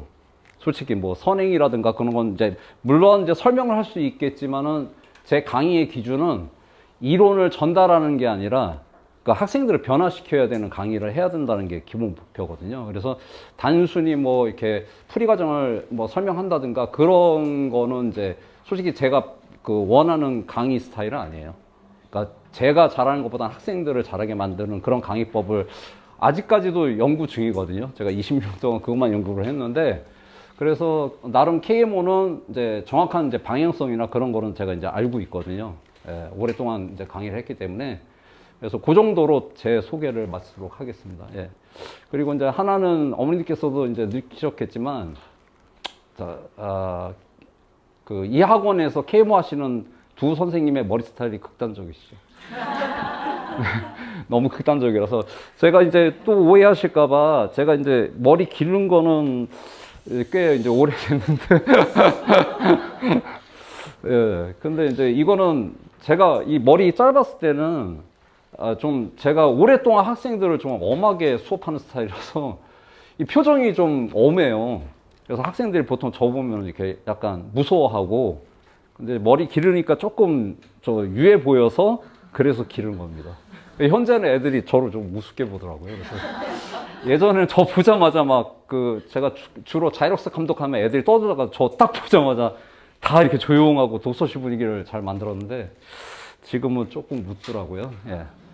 자, 그래서 이제 너무 오래 하면은 그리고 저기 또 한 번 말씀드리지만 어머님이 제일 무섭습니다. 저는 지금 계속 떨고 있어요. 근데 학생들한테는 제가 안 그렇거든요. 근데 어머님들은 너무들 고학력자시고 뭐 대단하신 분들이라서 제가 항상 그것 때문에 이게 떨어요. 희한하게. 이게 제가 30년 가까이 강의했는데 한 번도 안 바뀌었습니다. 그래서 그거는 좀 감안하고 들어주시면 감사하겠습니다. 저는 정수기와 맡았고요. 네, 빨리 하겠습니다. 빨리. 네. 정수로는 아시다시피 이론 학문이에요. 어머님들이 항상 제가 이거 긴장한 이유 중에 하나가 예전에 제가 묵동 하이스트에 근무한 적 있었거든요. 근데 묵동 하이스트에서 어머님 간담회라는데 어머님 앞에서 제가 수학에 대해서 막 구구절절하게 막 설명을 했는데 나중에 어머님이 이화여대 수학과 교수님이셔갖고 제가 그 앞에서 괜히 쓸데없는 얘기도 많이 하고 막. 예, 그래서 어머님들께서 워낙 정보력이 뛰어나시니까, 예, 저는 이제, 예, 조금만 더 덧붙여서 말씀드릴게요. 그래서 KMO 정수로는 말 그대로 이제 이론 배우는 게 수학 전공이잖아요. 대학교 수학 과정에 정수론의 앞부분을 일단 배우는 게 KMO 1차인데, 중등부 KMO 1차에서. 그래서 이론 학문이기 때문에 처음에 무조건 경시하는 학생들이 제일 어려워하는 파트가 정수론입니다. 예, 정수론이고, 왜냐면 많은 이론들을 배워야 되고, 그 다음에 이제 가장 중요한 거는 대부분 다 이제 증명이에요, 증명. 예. 근데 학생들이 뭘 증명하라고 물어봤을 때 대답 잘 못한 이유가 방향을 몰라서, 그러니까 뭐가 중요한지 몰라서 이제 증명을 잘 못하거든요. 근데 그냥 제가 두 글자로 말씀드리면 정의를 외운 겁니다, 정의. 그러니까 정의라는 거는 이제 이 용어의 뜻이잖아요. 그러니까 전 세계 모든 수학자들이 정의를 해놨어요. 최대 공약수가 뭔지. 그럼 뭐가 최대 공약수임을 증명하라. 그러면 그 정의가 맞다라는 거 검증하면 되는데, 학생들이 이제 선행과정 배울 때는 정의가 중요하지 않거든요. 그냥 한번 읽고 넘어가잖아요. 예를 들어서 뭐 약수가 뭔지 설명을 분명히 책에는 돼 있는데 그거에 대해서 중요도가 없습니다. 왜냐면 문제 안 나오기 때문에 그래요. 선행 공부할 때는. 그래서 이제 저는 이제 좀 이거 극단적으로 말씀드리면 학교에서의 내신은 그냥 산수 영역이다. 그러니까 계산 영역이다. 그렇게 이제 하고 이건 진정한 수학이 아니다라는 약간 이상한 생각을 갖고 있는데, 근데 솔직히 말씀드리면 진정한 수학은 이제 아까 이제 부원장님께서 앞에서 말씀드렸듯이 논리적 사고력이잖아요. 근데 단지 이제 공식에다 대입해서 이제 숫자 계산하고, 그리고 아시다시피 선행 학교 내신이기 때문에 어쩔 수 없이 논리가 짧아야 돼요. 논리가 길면 애들이 해결을 못 합니다. 중간에 지쳐서. 그래서 이 경시를 하는 이유가 이게 선행만 공부하다 보면 머리가 안 좋아집니다. 그러니까 이것도 극단적인데, 학교 내신이나 그런 공부할 때는 물론 굉장히 큰 도움이 되겠죠, 당연히. 근데 이제 장기적으로 봤을 때 그게 안 맞는 친구들이 되게 많아요. 그러니까 소위 말해서 영재로 타고난 머리인데 학교 내신만 공부하다 보면 이게 제가 오늘 핵심 단어는 습관입니다. 습관. 그러니까 습관이란 건 뭐냐면 제가 평소에 편하게 생각하고 편하게 행동하는 것들이 고착화되어 있는 무의식의 영역이 습관이잖아요. 그 습관이 이상하게 돼요. 그러니까 논리가 짧은 그것만 계속 습관화시켜서 하다 보면 머리가 그렇게 굳어지거든요. 이게 이제 가장 위험한 건데 소위 말해서 이 친구가 이만큼 역량을 갖고 있는데 요만큼만 공부를 하다 보면 이걸 못해요 나중에. 그러니까 역량은 타고났으나. 그래서 저는 최대한 선행은 짧게 해라. 예, 왜냐면 머리가 계속 하다 보면 안 좋아. 근데 이제 제가 대구에서 수업하는데 대구 어머님들이 가장 선호하는 게 의대입니다, 의대. 거기는 95%가 의대예요. 그래서 K몰 안에서 제가 이번에 관두게 됐거든요. 이거 되게 슬픈 얘기인데, 예. 제가 2년을 끌었습니다. 저랑 같이 했던 저기 다원의 어떤 선생님도 같이 출강하고 했는데 다 중도에 포기하고 저도 포기하려고 했다가 원장님이 잡으셔갖고 1년을 더 한 거예요, 제가. 그래서 지금 이제 소수의 몇 명을 이제 K모 1차 준비를 다 마무리를 했거든요. 그래서 오늘 결과가 좋았으면 참 좋겠는데, 근데 몇 분이 또 과외를 요청하셔서 또 내려가야 됩니다, 제가. 예. 약간 고액 과외로. 아무튼. 예. 그래서 어쨌든, 학생들이 이제 저한테 강의 듣는 거에 대한 이제 만족도는 좀 높은 편이에요. 솔직히 제 입으로 말하기는 좀 그렇지만, 하도 이 집만 했기 때문에 제가. 그래서 어쨌든 그 의대를 목표로 하기 때문에 거기 대구에서는요, 정말 안타까운 게 그 수많은 진짜 똑똑한 친구들이 선행만 4-5번을. 그 제가 아무리 설명회 때 그 말씀을 드려도 지금 똑같은 얘기를 드렸거든요. 근데 다 수긍하세요. 근데 가서는 주변이 다 뭐라고 하시냐면 그거 왜 하냐. 의대 갈 때 도움도 안 되는데. 그래서 또 원상복귀 되고, 왜냐면 대세를 따를 수밖에 없는 그런 분위기가 너무 세요. 거기 워낙 보수적인 동네라서. 한번 딱 고정되면 안 바꾸세요. 그래서 열심히 해도 잘 안 되더라고요, 대구는. 제가 2번 도전했다 2번 다 이제 실패를 했는데. 자, 어쨌든 그래서 이제 얘기가 빙빙 돌았는데 요거 말씀드릴게요. 그래서 이론 학문이기 때문에 굉장히 처음에 어렵고 그다음에 많은 이론들을 처음에 막 배웁니다. 외워야 돼요. 그리고 어머님들이 착각하시는 게 수학은 암기 과목이에요. 네, 잘 아시겠지만. 이게 기본 개념이 머릿속에 암기가 안 돼 있으면, 그게 습관화가 안 돼 있으면 처음부터 다시 생각해서 그걸 유도하기가 논리적으로 너무 깁니다. 나중에 와서. 그러니까 해결을 못 해요. 중간에 이제 지치기 때문에. 그래서 라이브러리를 머릿속에 만들어야 된다. 그냥 명령어 치면은 바로 탁 튀어나올 수 있는 게 기본적으로 많이 깔려 있어야 돼요. 그래야지 응용력도 생기고 사고력도 늘어요. 그래서 기본적으로 처음에 입문 과정은 암기를 많이 시켜요. 근데 이거를 영어 단어 암기하듯이 그렇게 암기시키면 못 외우겠죠. 저도 이제 고등학교 때 영어 단어 100개 암기하면 다음날 110개를 까먹으니까. 그래서 이게 암기를 할 때는 수학이 암기가 쉬운 이유가 이 논리적인 모티베이션이 있잖아요. 그럼 그게 수긍이 되면 그 모티베이션을 암기하면 자기가 머릿속을 유도하면서 자연스럽게 암기가 됩니다. 예, 그렇기 때문에 이과 성향 학생들은 수학적 공식을 암기하는 게 되게 쉬워요. 예, 생각보다. 100개면 100개 다 암기하기가 쉽고, 네. 그래서 어쨌든 정수는 처음에 이런 것들을 많이 공부를 할 거고요. 그래서 처음에 조금 힘듭니다. 그 다음에 이제 아까 말씀드렸듯이 그 정수론 특성은 가장 중요한 게 요 추론입니다. 추론 아시잖아요. 그러니까 이게 속말로 얘기하면 잘 찍기. 네. 저 같은 경우는 저기 약간 정수론 쪽으로 타고난 머리가 있는 게, 저는 이제 시간을 맞추라면 대충 예측해서 하면 거의 5분 내로 맞춰요. 지금 몇 시 몇 분인지 시계는 안 봐도. 예, 그게 이제 중요한 건지 모르겠는데, 아무튼 이 추론 능력이 있어요. 그래서 보통 학생들이, 그리고 이제 수학 교육을 하시는 분들이 약간 착각하는 것 중에 하나가 이거 찍는 거에 대해서 되게 안 좋게 생각하시는 분들이 있더라고요. 그런데 잘 찍는 게 수학적 사고력입니다. 네, 자기가 답을 예측하지 않고 뭔가를 유도하려면 수많은 경험에 의해서 얻어져야 되거든요. 근데 그럴 시간이 없잖아요. 그러니까 수학 영재들의 가장 대표적인 능력 중에 하나는 추론입니다. 잘 찍어야 돼요. 이거 풀이는 모르겠는데 이거 답 아닐까? 이렇게 잘 찍는 거. 요거를 굉장히 많이 격려하셔야 돼요. 예. 찍어서 맞추는 거를, 너 이거 찍어서 맞췄지, 이거 다시 풀어. 이렇게 하면 안 됩니다. 예. 수학 잘하는 애들은 추론 능력이 뛰어나요. 특히 정수론은 잘 찍어야 돼요. 왜냐면 그 문제 조건을 이용해서 내가 얻을 수 있는 조건이 되게 많아요.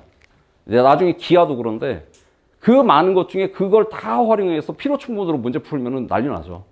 그러니까 내가 얻을 수 있는 결론에 필요한 것들을 잘 골라야 되는데 그 고른다는 것은 경험 부족에 의하자면 이 추론 능력에 의해서 결정됩니다. 아, 내가 요거 두 개만 이용하면 이거 풀 수 있을 것 같아. 여기 잘 찍어야 돼요.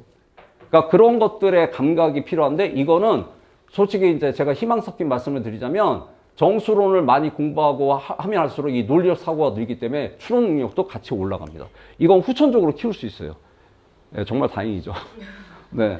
그 대신 제가 이거 좀 제가 가르치는 과목이 아닌데 원래 저는 이제 네 파트를 다 했으니까 조합은 안 됩니다.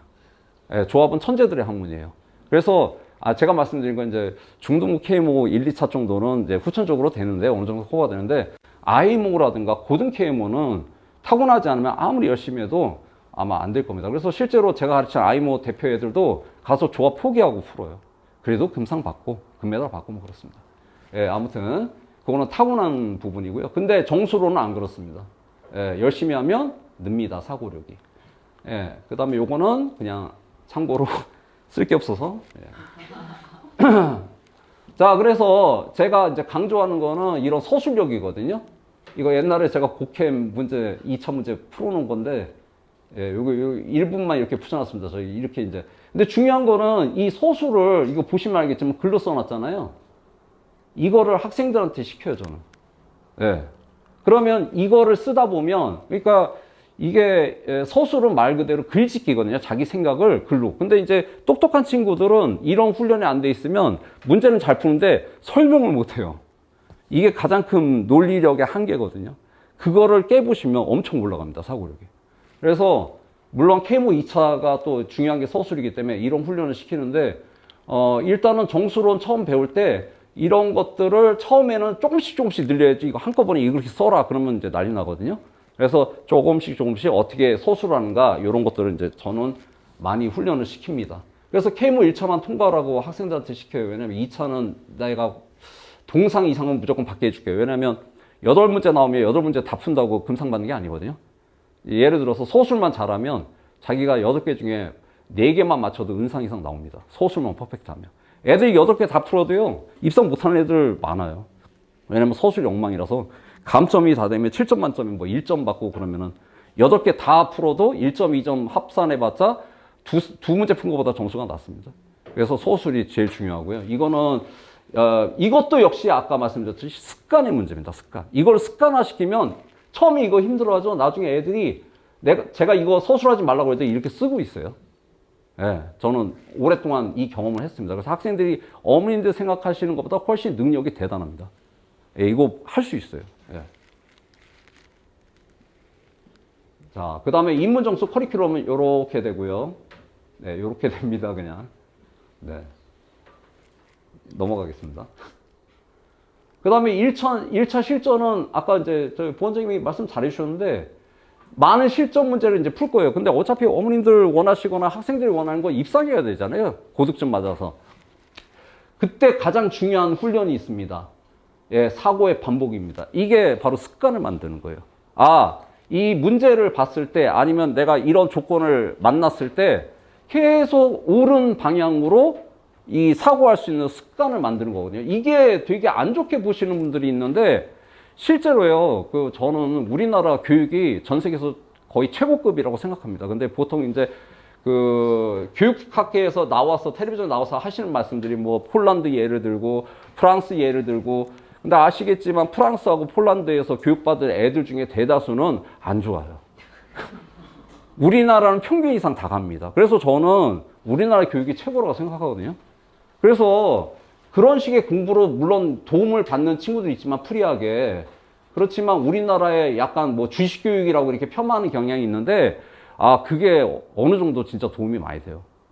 예. 그래서 저는 일단은 습관의 문제가 되게 중요하다고 생각하고 그 다음에 사고의 반복. 그러니까 이거를 자기 걸로 만들어야 돼요. 그러니까 선생님이 아무리 여기서 좋은 풀이를 해도 이건 선생님 거예요. 그러면 예를 들어서 관람만 하잖아요. 근데 관람하고서 자기가 마치 이제 그렇게 할 수 있는 양 착각들 하거든요. 근데 막상 이제 쓰라고 하면 못 씁니다. 그래서 그거를 자기 걸로 만들어야 돼요. 이거는, 그러니까 저는 비유하기는 제 강의로 도움받는 건 100% 중에 30%다. 내가 아무리 강의를 잘해도 70%는 니네가 메꿔야 돼. 그러니까 자기가 하지 않으면 축구 선수가 되려면 공을 차야지 뭐 메시, 호날두 경기만 연락해 본다고 축구 선수가 안 되고 나중에 돼봤자 제가 별로 안 좋아하는 평론가만 돼요. 아, 너 잘한다? 너 못한다? 자기는 능력이 없고. 그렇게 되면 안 되거든요. 네. 그래서 이거를 해주는 거를 많이 강조를 합니다. 그래서 제가 수업 시간에도 학생들한테 이거 많이 시키거든요. 뭐 요거는 이제 당연한 얘기고, 그 다음에 이제 실수를 줄이는 전략이 중요한데, 이제 학생들이 어느 정도 수준이 되면은 뭐가 문제가 되냐면 자꾸 틀려요. 풀면. 그 이유를 간단하게 예시를 들었는데, 제가 이제 곡해만의 초6애가 초5 때 중등부 2차를 동상을 받았구나. 동상 받고 에듀크레 있었을 때 곡햄을 했습니다. 초6 때. 똑똑한 친구죠. 근데 그 친구가 은상 받을 수 있었는데 2차를 동상 받아왔어요. 1번 문제를 틀렸습니다. 그게 정수하고 양의 정수를, 정수해를 구하라고 했는데 양의 정수만 구해갖고 틀렸거든요. 근데 이거 별거 아닌 것 같지만 대다수 정수 문제 틀린 애들이 이것 때문에 틀려요. 예. 그러니까 정수해를 구하라고 했는데 문자가 n이면 양의 정수를 착각해서 양의 정수만 구합니다. 그래서 이거를 제가 한 100번 얘기하는데 100번 얘기해도 계속 틀려요. 그래서 나중에 지적해주면 제가 잘못 봤어요. 이러는데 다음번에도 또 잘못 봤어요. 이게 왜 그러냐면 무의식의 세계에서 나오는 실수입니다. 그게 무서운 거죠. 습관. 이게 고치기 되게 어려워요. 그래서 어머님들께서 생각하실 게 저학년, 특히 초등학생 애들은 이런 거를 처음에 제대로 안 잡아주면 나중에 이게 문제가 커질 수가 있어요. 왜냐면 이게 의식해서 틀린 게 아니라 무의식에서 틀리기 때문에. 네. 그래서 그 무의식을 잘 다루셔야 됩니다. 우스갯소리를 애들한테 너네 처음 술을 배울 때는 아빠나 선생님 앞에서 처음에 술을 들어야 된다. 만약에 친구 앞에서 술을 처음에 배우면 마음이 너무 편한 상태로 하게 되면 무의식에서 너가 아마 개가 될 거야. 그래서 너는 술 버릇이 평생 안 좋을 거야. 왜냐면 무의식을 네가 그걸 고칠 수는 없어. 처음에 어려운 사람 앞에서 술을 배워야 돼. 제가 이거 많이 강조하거든요. 이게 정말 인생의 큰 지혜 아닙니까? 예. 저는 아버지 앞에서 처음 배웠습니다. 고2 때. 예. 강제로 맥주를 마시라고 하셔갖고. 두 번째 배운 게 제 담임 선생님 앞에서. 예. 졸업할 때 불러갖고 술을 먹이셨어요. 그래서 제가 평생 술 버릇이 너무 좋아요. 네. 정말 제가 술 때문에 문제된 적이 한 번도 없었어요. 예. 그래서 어머님들께서 그거 명심하시고 자녀 교육하실 때 꼭 아버님 앞에서 첫 술을. 자, 그래서 이런 무의식에 대한 거를 제가 학생들한테 많이 이제 깨우쳐 주고요. 연산을 신중하게. 이 연산 틀리는 거 되게 우습게 하는 애들이 연산 때문에 다 틀리거든요. 그 다음에 문제를 꼼꼼하게 읽기. 나중에 보면은 X 나오면 무조건 실수예요. 제가 분명 X는 양의 정수인데. 그러니까 그런 무의식, 대충 있는 거, 이런 거가 가장 아무것도 아닌 것지만 되게 중요한 겁니다. 그래서 이거 고쳐야 돼요. 그러니까 요즘에 보면은 이 대형 학원, 제가 이제 근무했던 학원들이 많은데 거기에 젊은 강사분들 많이 쓰시거든요. 예. 근데 이제 그분들이 물론 열심히 하시고 열정적이고 젊으시니까 저보다는 훨씬 열정적이신데 이제 모르시는 부분이 있어요. 뭐냐면 아까도 말씀드렸듯이 강의라는 게 자기가 정확한 풀이를 정확하게 전달하는 거에 만족을 하시는 분들이 의외로 많거든요. 저도 처음에 그랬으니까. 이게 잘하는 걸 착각하니까요. 근데 그런 부분보다는 학생들이 잘하게 시키는 방법, 이런 것들을 많이 고민했는데 아직 이제 경험 부족에 의해서 요거를 캐치 못 하시는 분들이 생각보다 많아요. 근데 어쩔 수 없이 이제 잘하는 애들도 거기 많이 다니니까 그쪽으로 많이 보내시기는 하는데 이런 것들이 제 나름대로의 노하우입니다. 네. 또 이렇게 말이 길어졌는지 제가 빨리 끝내겠습니다. 빨리. 그 다음에 2차 실전은 뭐 요렇게 됩니다. 그 심화 이론을 이제 나가는데 네네. 네, 서술 훈련 이게 제일 중요하고요. 그 다음에 기하도 하는데 기하는 이제 논증 기하죠, 대부분 다. 근데 해석 기하는 이제 정석 같은 데서 나와 있고요. 거기서 나오는 이제 기하는 대수 기하입니다, 대수. 좌표 평면에다가 그렸어요, 데카르트. 그게 이제 대수적 기하고요. 저희는 도형 자체의 성질로 문제를 풀어야 되거든요. 그래서 이것도 처음 배울 때는 이론이 굉장히 많습니다. 그래서 고등부 과정을 해서 해석 기하에 익숙한 애들은 처음에 기하를 잘 못해요. 접근을 못합니다. 근데 논증 기하 잘하는 애들은 해석 기하는 이제 덩달아 잘하죠. 약간 그런 차이가 있습니다. 근데 이제 제가 가르친 많은 학생들이 수론, 특히 정수론 같은 수론에 강한 애들은 처음에 기하를 대부분 못 하더라고요. 이게 개념이 달라서 도용적 감각과 수론적 감각은 완전히 틀리잖아요. 그런데 이제 이것도 노력을 하면은 기하 같은 경우에도 제가 처음에 수론이 강하게 태어났기 때문에 기하를 처음 배울 때 되게 힘들었습니다. 한 문제 푸는데 막 1시간 반씩 걸리고, 예, 제가 좀 자존심이 있어서 답안지를 안 보거든요. 그게 그나마 저의 장점인데 무조건 제가 풀어야 돼요. 그래서 수업 준비할 때 막 거의 뭐 한나절 걸리고 8문제 푸는데 뭐 그런 적도 있었습니다. 예전 초창기에. 그래서 어쨌든 되게 노력을 하면은 기하는 예, 또 역시 감각이 올라갈 수 있습니다. 네. 그래서 뭐 이런 뭐 교과서에 안 나오는 뭐 세르보의 정리 뭐 이런 것들을 배우고 증명이 또 중요하죠. 그 증명도 한 가지가 아니고요. 여기 보시면 증명이 3개죠. 그러니까 이런 것들을 다 가르쳐줘요. 예, 한 개만 하지는 않고. 그 다음에 이제 요거는 제가 친 게 아니에요. 저랑 같이 근무했던 수학 그 기하 선생님이 친 거라서 소술이 엉망입니다. 그래서 요건 만족이 안 되는데, 예, 시간 관계상 그냥 넣습니다. 네. 자, 이런 것들을 합니다. 그래서 요게 이제 기본적인 건데, 아까 이제 부원장님이 말씀하셨듯이 요것만 가르치지는 않아요. 저 같은 경우는 수업 스타일 자체가 뭐냐면, 뭐를 하나 가르쳐 주면 갑자기 생각나요. 예, 관련된 게. 그럼 가지치기랍니다. 그렇기 때문에 실제로 여기에 내용의 한 3배를 가르쳐요. 예, 여기 없는 게 상당히 많습니다. 그래서 그런 식으로 저는 예, 하고, 마지막으로 제 수업 특성은 저는 일방적으로 막 수업하고 받아 적어 이게 아니고요. 대부분 이제 저희 경시 선생님이 하시겠지만 쌍방향 대화를 합니다. 일단 저 가르쳐 주기 전에 물어봐요. 그런데 모른다고 뭐라고 안 그럽니다. 왜냐하면 이제 저한테 안 배웠는데 모르는 거는 저한테 너무 호재이기 때문에. 그래서 이제 물어봐서 모르면 제가 가르쳐 주면 되거든요. 근데 이제 나중에는 짜증내는 거는 제가 가르쳐 줬는데 모르면 이제 짜증을 내는데. 그래서 쌍방향 대화라고 제가 수업 시간에 학생들 수업 분위기 잡는 방법입니다. 예를 들어서 이 친구가 수업을 안 듣는 것 같아요. 아니면 약간 산만해요. 그러면 전 시간에 배웠던 거 물어봐요. 그럼 대답 못하면 제가 이제 좀 약간 핀잔을 주고, 예, 거기에 좀 상처를 받을 수 있는데.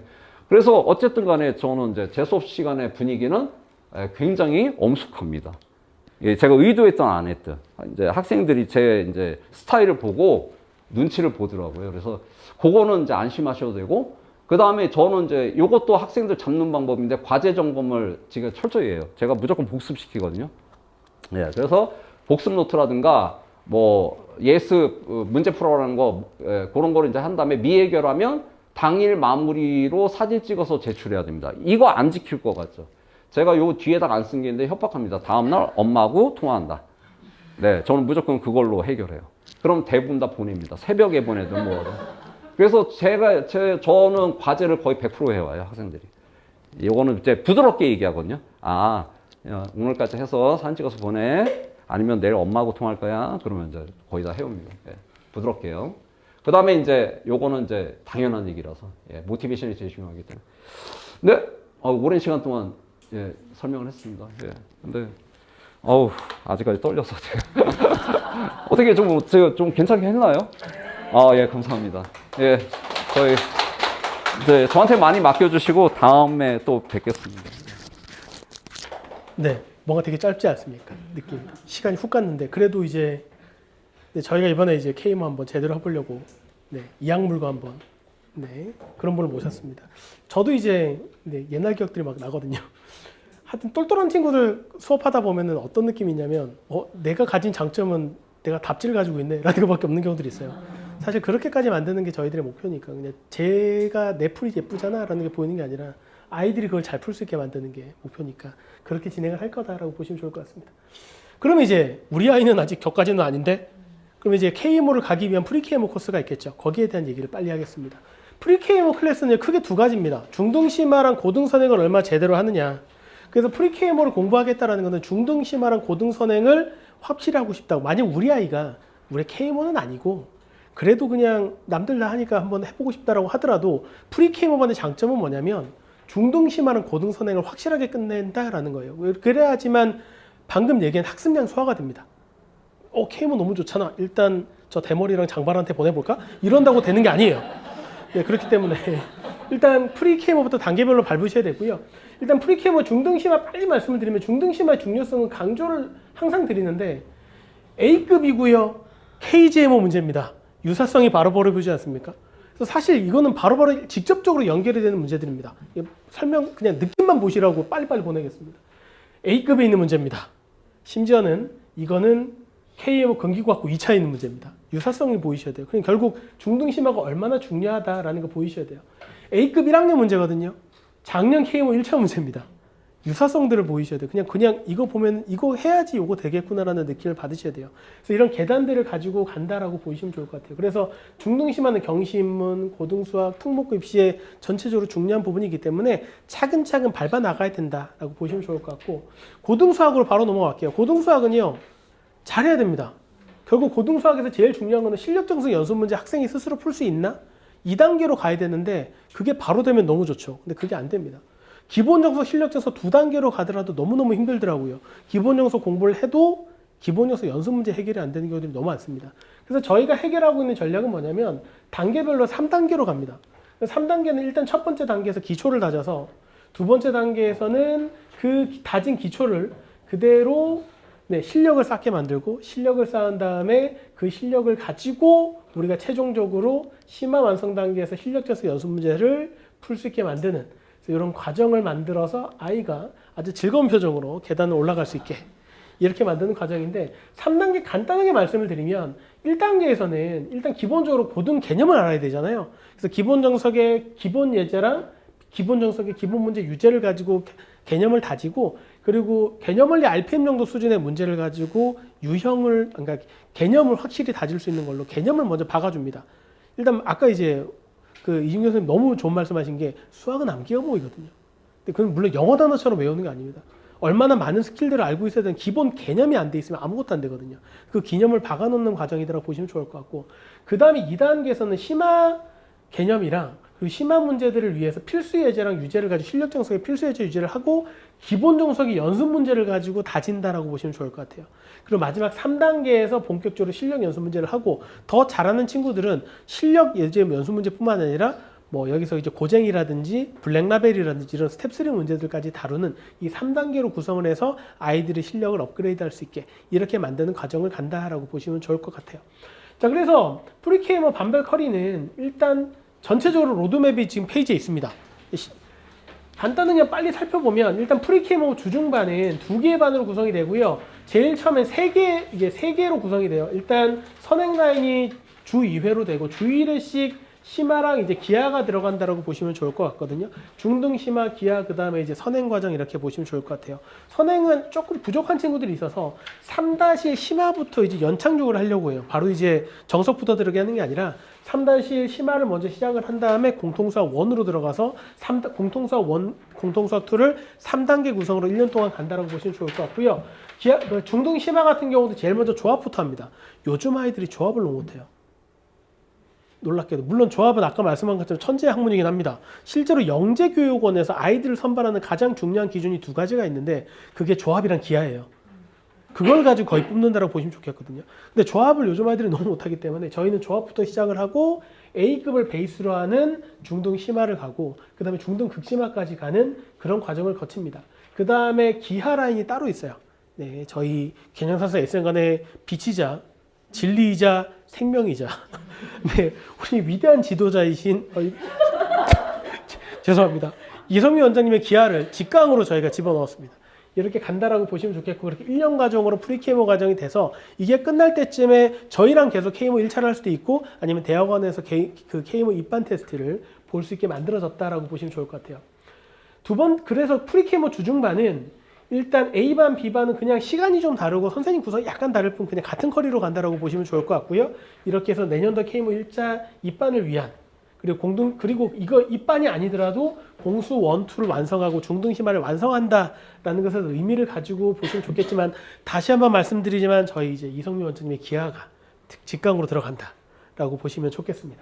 근데 입반 테스트 말고, 죄송해요, 빨리 넘어가 버렸네요. 일단 하이브리드 반들은 뭐냐면, 우리 아이는 주중에서 충분히 공부를 잘하고 있습니다. 또는 이제 지역이 여기가 아니라서 주말밖에 시간이 안 된다는 친구들이 이제 케이모, 프리케이모 맛을 보고 싶다라는 친구들 위해서 준비한 반이고요. 얘는 주중에 본인의 페이스에 맞게 공부를 하고, 일단 하이브리드 반이 두 개가 있는데 일단 9시 반에서 12시 반 3시간으로 구성된 반은 중등 극심화랑 올수지 중급 그리고 KMO 입문과정 제일 마지막까지 하는 그래도 이 정도만 해도 저는 KMO 1차 입상 가능하다고 생각을 하고 구성한 반이거든요. 그래서 중등 극심화는 슈퍼수학이라든지 A급 리미티드는 예전에 시도경시 대회가 있었을 때 시도경시 기출문제들이에요. 그래서 이제 옌돌 그 중등 심화의 끝판이라고 볼 수 있는 문제들이거든요. 이런 문제들을 적응을 하고 올림피아드 수학의 지름길이라는 책은 중국 사천대학에서 중국 IMO 대표를 위해서 만든 책이고 거의 스테디셀러입니다. 진짜 오래된 책이거든요. 제가 네. 뒷부분에 별해를 만들면서 감소를 했기 때문에 여기서 필요한 부분 핵심만 발췌해서 강의를 하는 강의다라고 보시면 좋을 것 같아요. 여기서 조금 더 KMO 색깔을 입힌 게 뒷부분에 있는 반입니다. 뒷반 같은 경우는 KMO 1차 자꾸 넘어가네요. 네.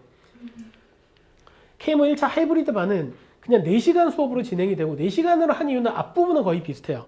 중등 극심화랑 올수지까지는 비슷한데 뒷부분부터는 중등 KMO 1차를 본격적으로 정수대수 기하 조합을 이건 사실 제가 다 하게 되긴 하는데 이거는 아주 뭐 좋은 상까지는 아니지만 그래도 주중에 내가 선행 라인은 그대로 가고 그래도 KMO를 한번 경험해 보면서 입상까지를 한번 노려보고 싶다.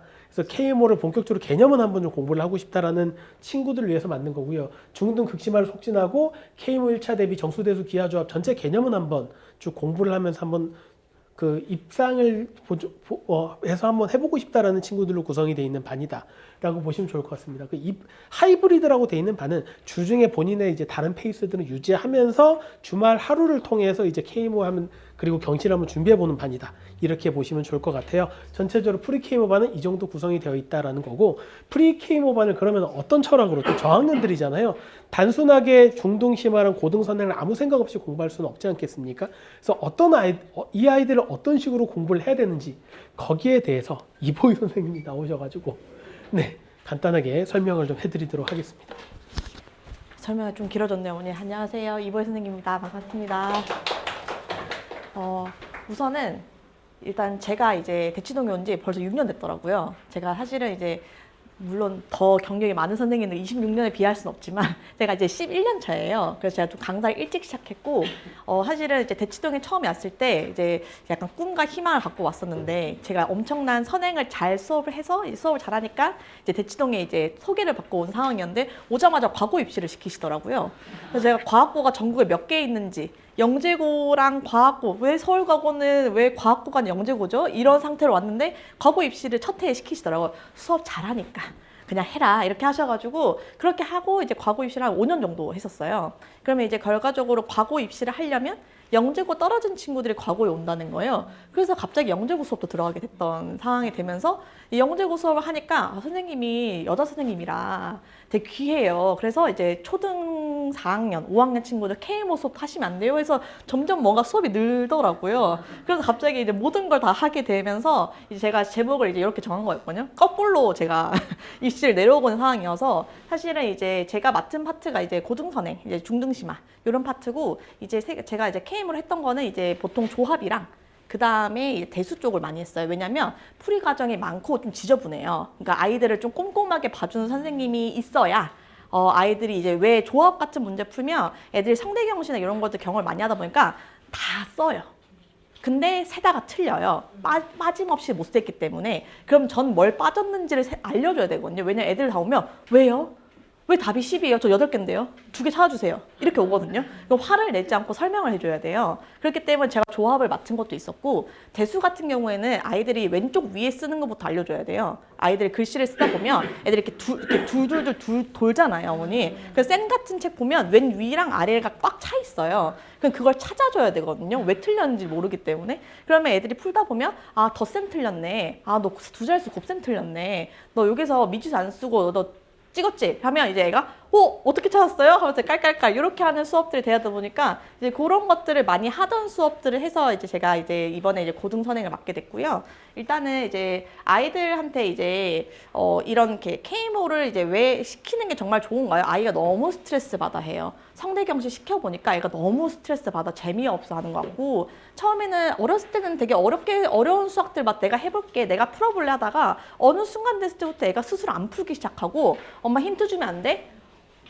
선생님한테 물어보면 안 돼? 하고 듣고 하고 다시 풀면 그 문제 또 틀리고 이런 것들 되다 보니까 결과적으로 이제 아이들한테 이제 설득을 해야 되는 상황인 거예요. 일단 어려운 수학하면 좋은 점이 있어. 이렇게 저는 설득해야 되는 입장이거든요. 그러면 이제 아이들이 이제 학년이 점점 어려진 상황에서 이제 초등 수학이라 하면 애들이 이제 오면 그냥 막연하게 애들이 질문할 때 이제 스마트하게 하지 않아요. 그냥 막연 갖고 와요. 모르겠어요. 하나도 모르겠어요. 첫 줄부터 모르겠어요. 이렇게 갖고 오는데 저랑 좀 오래 수업을 하다 보면 어디서부터 안 풀리는지를 갖고 와요. 사실 그거부터 시작이거든요. 그냥 제가 미지수는 이거 맞는 것 같은데 제가 분명히 답이 20이 나왔거든요. 근데 답지가 자꾸 틀렸대요. 하면 너가 구한 건 속력이고 답지에서 구한 거리니까 다시 대입해서 거리를 구해야 돼. 라고 힌트만 딱 주면 아 하고 짜증 안 내는데 어머님들이 그 정도 디테일하게 너가 속력을 구한 거니까 거리를 구해야 돼 이렇게 디테일하게 맞추지 못해요.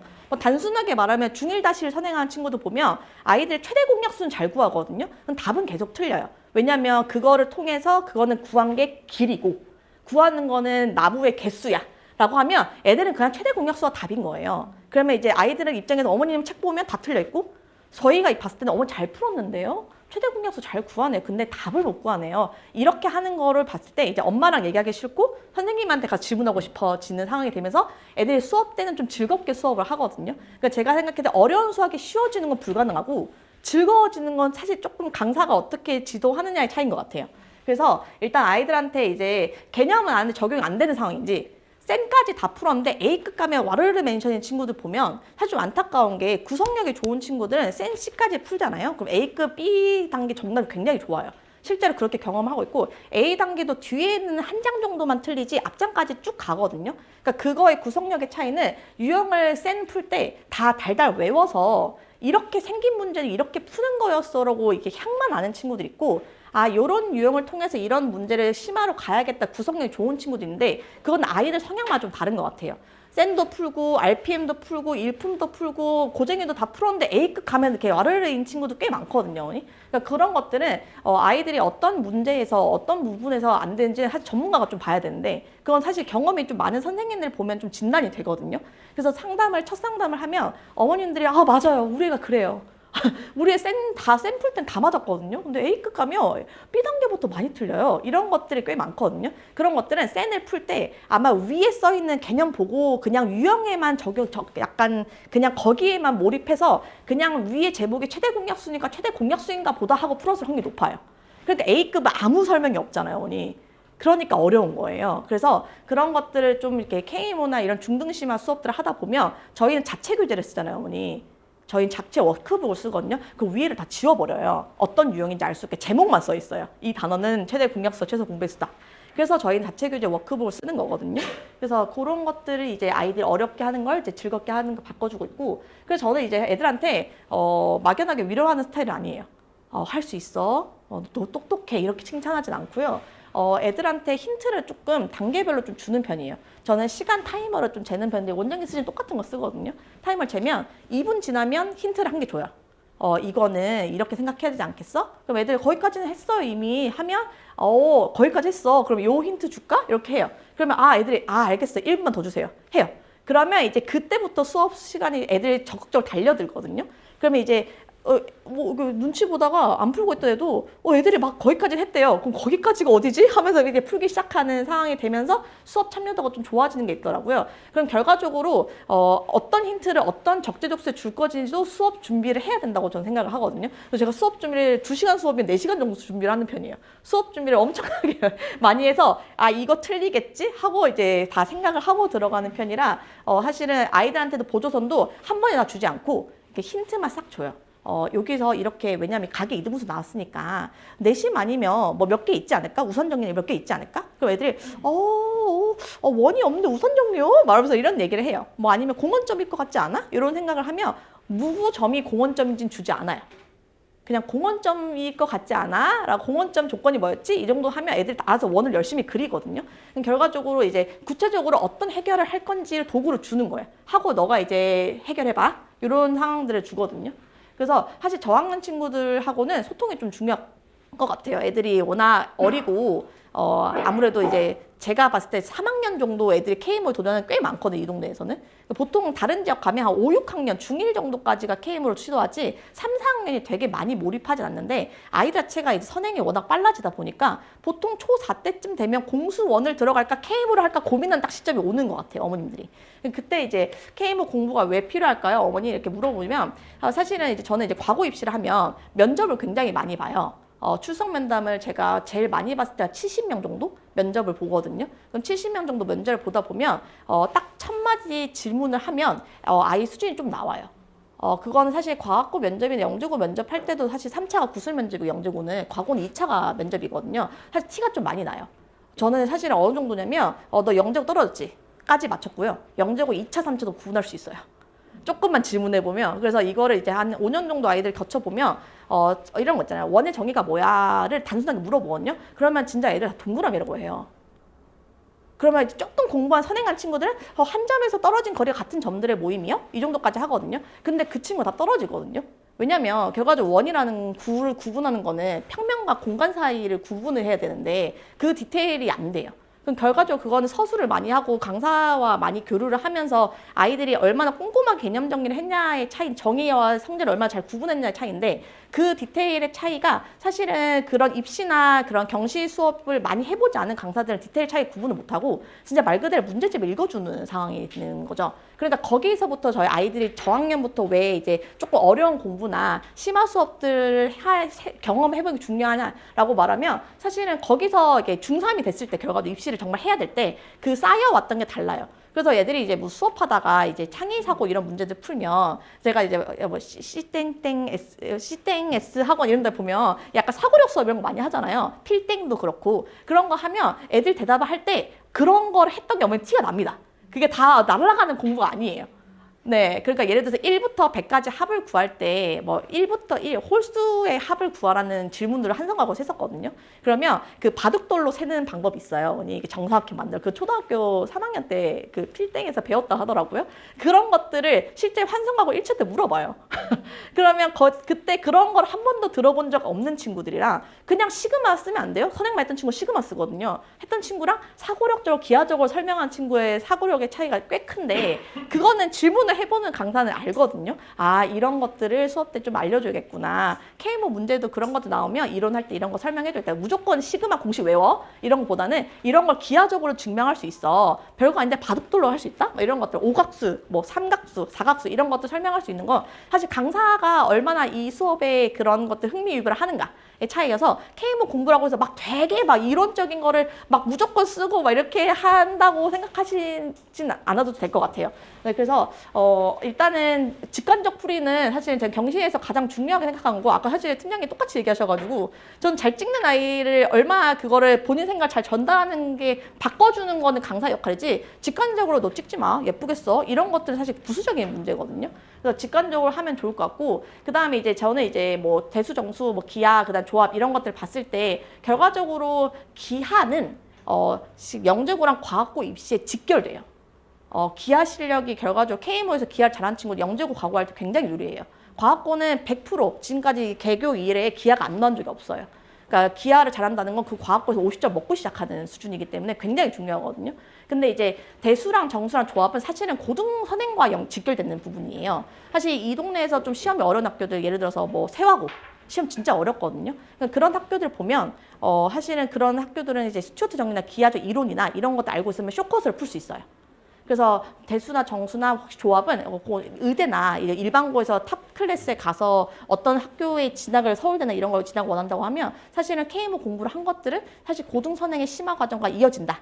그래서 K모 공부가 너무 동떨어져 있다고 생각하실 필요는 없을 것 같아요. 개인적으로는. 그래서 이제 제가 갖고 온 거는 이런 문제 되게 많이 보거든요, 아이들이. 근데 이제 왼쪽에 있는 풀이들은 결과 좌표평면 위에 올려서 푸는 방법인데 이거를 닮음으로 중학교 2학년 과정을 풀 수 있거든요. 이런 풀이들을 애들한테 정석은 이렇게 풀었는데 난 이렇게도 설명해볼게 라고 했을 때 되게 애들 눈이 반짝거려요. 저걸 또 써야 되나요? 이렇게 하는 친구들 사실 경시 수업 때 없어요. 그럼 결과적으로 아이들이 나는 해설지에 있는 보다 새로운 풀이를 알게 됐다는 거에 대해서 그런 게 사실은 호기심이거든요. 그러니까 이 문제도 이렇게 풀 수 있어요? 저 문제도 이걸 이용해서 풀 수 있어요? 이렇게 수업이 되면서 아이들이 그것도 돼? 한번 해볼래? 하면 그건 애기가 푼 거거든요. 그럼 그건 절대 안 까먹어요. 그래서 좀 다양한 풀을 좀 알려주려 하고요. 다음 거는 이제 수업적 맷집 기르기는 어려운 문제를 좀 많이 만나다 보면 이게 지금 KMO 1차 기출이거든요. 오른쪽 거는 이제 제가 썼던 해설지인데 답이 엄청 간단해요. 그래서 이제 KMO 1차 문제, 그냥 교점 생기는 이제 찾는 문제인데, 이게 사실은 제가 이제 확률과 통계 수업을 최근에 했었는데, 이게 수능 특강에 있는 확률과 통계인데, 이 같은 연도에 있더라고요. 결국 앞에 있는 건 교점 개수 구하는 거, 요 영역 분할 개수 구하는 문제인데, 살짝 응용이거든요. 앞에 있는 건 조합이고, 뒤에 건 중복 조합으로 푸는 거예요. 그러니까 저희 KMO 수업 때는 조합 같은 경우는 확률 통계, 고2 과정까지 끌고 내려와서 수업을 하는 것도 있습니다. 전부 다 통계 파트는 버리고 뭐 조건부 확률 이런 거 버리지만 앞에 있는 조합, 경우의 수는 다 데리고 오거든요. 그래서 굉장히 바운드가 넓게 조합을 하는 거기 때문에 중등에만 국한되어 있지 않고 결과적으로 고1 대수는 고1 것까지, 그리고 이제 고2 확률 통계까지 조금 끌고 내려올 수 있다. 이렇게 생각해 주시면 좋을 것 같아요. 그래서 이제 저는 이제 관리 위주로 이제 설명을 드리려고 갖고 왔는데, 일단은 저는 해설지, 정석 해설지를 막 되게 좋아하는 스타일은 아니에요. 물론 맞지만 애들이 보기 너무 어려워요. 특히 어머님은 더 이렇게 힘든 상황이고 있어야 될 그림이 없는 경우도 많거든요. 그래서 제가 해설지를 사실은 왼쪽에 있는 게 이제 해설지인데 오른쪽에 있는 게 제가 이제 애들한테 전달하는 해설지예요. 그러면 이제 전달한 해설지 같은 경우는 해설지에 있는 건 그냥 단순 닮음인데, 제가 오른쪽에 써준 거는 사실 우선 정리를 이용해서 이제 KMO 이론을 적용할 수 있다. 이런 것들 이제 추가해서 알려준 거거든요. 그러면 애들이 왼쪽에 있는 텍스트 위주보다는 제가 이런 거 우선 정리 힌트로 좀 더 이렇게 설명을 해주면 좀 즐거워하고, 이게 이제 믿기지 않게 기본 정서 연습 문제예요. 기본 정서 연습 문제 꽤 어렵거든요. 그래서 기본 정서 연습 문제라고 쉽다고 생각하지 않고 애들 좀 친절하게 텍스트로 좀 해설지를 주는 편이다. 연습 문제는 지금 거의 다 이렇게 기본 정석, 실력 정석 연습 문제 해설지는 다 좀 바꿔놓은 상태거든요. 그 아이패드로. 그래서 어머님들이 어떤 문제 좀 찝어서, 특히 실력 정석, 실력 문제도 좀 많이 어렵잖아요. 그런 것들은 좀 이렇게 준비돼서 좀 텍스트로 나갈 수 있다 말씀드리고, 그 다음에 이제 제가 생각했을 때는 제가 이제 공동수학 1, 2, 그러니까 최상위 3-1부터 시작할 건데요. 일단은 논리적 서술형 훈련은 결과적으로 저희가 되게 한 페이지에 한 문제씩 들어가 있는 워크북에 다 제작이 돼 있어요. 그러니까 정석이랑 센 이런 것들 최상위의 문제점은 풀이 공간이 적다는 거거든요. 그것들 아이들 시원시원하게 쓸 수 있고, 저도 정확하게 피드백한 게 한 페이지에 보일 수 있게, 그래서 워크북 작업을 좀 많이 해놨고, 나머지 조합과 A급도 다 작업이 완료되어 있는 상태이기 때문에 조금 더 만족스럽게 자체 교재 보실 수 있을 것 같다라는 걸 전달드리고 싶습니다.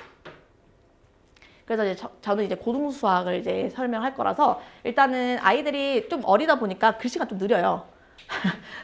손이 좀 느려요. 그러니까 소근육 발달을 열심히 해야 되는데 아이들이 아직까지 연필 쥐는 것밖에 못 해봐가지고 아이들이 여기에 풀이를 좀 분절화해서 조금만 길어지면 뒤에는 안 쓰더라고요. 그래서 그거를 아이들한테 풀이 1, 2, 3 이렇게 나눠서 여기까지 쓰고 좀 시간 좀 주고, 이번까지 여기까지 이해했으면 다음 단계 넘어갈게 해서 풀이 좀 분절해서 필기할 시간 좀 중간중간 호흡을 주는 편이에요. 그러니까 쫙 쓰고 다 써라 뭐 이렇게 하는 수업은 아니고요, 어머니. 그 다음에 이제 몸의 훈련은 결과적으로 추상적 개념을 시각화하는 건데, 외울 때 제가 좀 손짓이 좀 많은 편이에요. 그래서 좀 외울 때 기호 같은 경우에는 좀 아이들이 외우기 쉽게 좀 손으로 좀 기억할 수 있게, 그래서 몸으로 좀 훈련하게 시키고, 뇌의 훈련은 사실 되게 있어 보이게 쓰긴 한 건 테스트를 엄청 많이 보는 편입니다. 네, 저는 테스트를 좀 꼼꼼하게 보는 편이어서 요 동네에 이제 가장 핫한 이슈는 누적 테스트잖아요, 어머니. 저는 고등수학 때 누적 테스트를 반드시 보는 편이에요. 그래서 누적 테스트로 이제 인출학습을 하는 거는 정말 아는 거를 정말 쓸 수 있는가 테스트로 좀 점검하는, 그렇게 봐주시면 될 것 같습니다. 그래서 풀이 분절하는 사실 뭐 간단하게 이제 이렇게 적용해놨는데요. 아이들한테 하는 거는 이제 힌트를 구분해서 전략 짰는지, 논리적 비약이 없는 건 결과적으로 잘 썼는지, 그 다음에 이제 함정 체크를 하는 건데 이제 본인이 구한 답이 정말 문제에 맞는 답인지 검토하는 이런 과정들을 보고 있고요. 이제 테스트랑 이제 썸머리 같은 경우는 개념 쪽지 시험이라고 하는데 백지 테스트입니다, 어머니. 그냥 다 쓰게 시키거든요. 제목만 써주고 밑에 다 써라 해서 제가 판서를 좀 신경 써서 예쁘게 쓰는 편이라 판서 그대로 외우게 시키거든요. 뭔가 이론적인 했을 때. 그래서 아이들한테 좀 인출학습을 하는 거는 단원 테스트, 누적 테스트 두 개 다 진행합니다. 만약에 화목이면 화요일 날은 이제 일주일 뒤에 수업이니까 주말이 껴있으니까 뭐 단원 테스트 말고 누적 테스트 본다거나, 목요일은 화요일부터 목요일 시간이 짧잖아요, 어머니. 그렇기 때문에 단원 테스트만 본다거나 이 정도로 생각해 주시면 좋을 것 같아요. 그래서 일단 어머님들한테 항상 말씀드리는 거는 저는 진짜 카톡을 좀 자주 하는 편이라 전화를 해도 어머님들 요즘 바쁘셔서 다 운전 중이시거나 전화가 잘 안 되시더라고요. 그래서 이제 일요일 날은 이제 계속 라이딩만 하시다 보니까 잘 통화가 안 돼서 카톡으로 모든 걸 다 보고 하는 스타일이에요. 약간 유치원 퀴즈노트처럼 좀 보내드리는 편이거든요. 그래서 왼쪽에 있는 거는 이제 번호별로 어떤 걸 맞고 틀렸는지 점수 상대표 전달드리고, 그 다음에 이제 아이들 중간 성취도 평가 하고, 그 다음에 이제 아이들 컨디션 체크해서 어머니들 카톡을 연락드린다. 그건 약속드릴 수 있을 것 같아서 연락 전달드렸습니다. 해서 일단은 저는 이제 어머님들한테 K모를 했을 때 아이가 중등부에 갔을 때, 그러니까 어떤 로드맵을 짤 것인가를 말씀드릴 때, 사실은 제가 초등학교 5학년 친구들을 미적분 원 수업을 다시 해봤어요. K모가 끝난 거죠. 1차도 보고 2차도 끝났는데 이제 선행을 해야 될 것 같다 해서 5학년 친구 데리고 미적분 원 기본 실력 정석을 다 했던 케이스인데, 그 친구는 아직도 초6이 남은 거예요. 그러니까 어머니는 이제 뭘 해야 될지 모르겠다고 하실 때 요 로드맵을 짜줬던 기억이 있거든요. 그래서 이제 결과적으로 두 가지로 갈리는 것 같아요. 완전 이제 요 동네에 있는 중등 완전 탑급 학원, 탑반들 있잖아요. 거기 가서 이제 수능 자히스토리까지 다 푸는 이런 태클을 탈 건지, 아니면 고등 K모를 한 번 도전해서 고등 K모를 한 다음에 중1 때 영재고, 중2 때 영재고 합격하는 반 있잖아요, 어머니. 그거를 얼리버드로 들어가서 중2 때 영재로 한번 도전해볼까. 요 두 개의 코스를 지금 제가 써드린 거거든요. 그래서 사실은 K모랑 올림피아 3력은 K모를 안 한 친구들을 또 있어요. 영재고 간 친구는 K모 안 한 친구도 있거든요. 그런 친구들은 과학 올림피아드 수상이 있어요. 화홀이나 물홀에서 금상이 있습니다, 어머니. 그거 좀 다릅니다. K모를 안 해도 영재로 갈 수 있다던데요? 물론 갑니다. 근데 그런 애들은 화홀 금상이었어요. 네, 그래서 과학을 굉장히 잘하는 친구도 있기 때문에 제가 이제 올림피아드까지 넣어놓은 거거든요. 그래서 요 두 개의 태클을 타서 사실은 초6 때 그 어머님들한테 뭐 시험 고등 K모는 주 1회 반도 많거든요. 하면서 과학 많이 시키라고 말씀을 드렸거든요. 그래서 그런 것들 어머님들이 생각하셨을 때 요 동네는 내신이 굉장히 어려워요. 요즘에 약간 진선여중 이런 데 약간 진선여고 되게 핫하거든요. 수학 시험 저 풀었는데 2개 틀렸어요.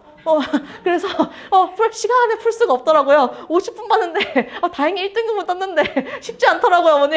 진선여고 수학 시험이 좀 어려워서 이 동네 일반고는 일반고가 아닙니다, 어머니. 수학 시험 굉장히 어렵기 때문에 중1 때부터 자이스토리 풀어도 진선여고에서 100점이 안 나올 수 있어요.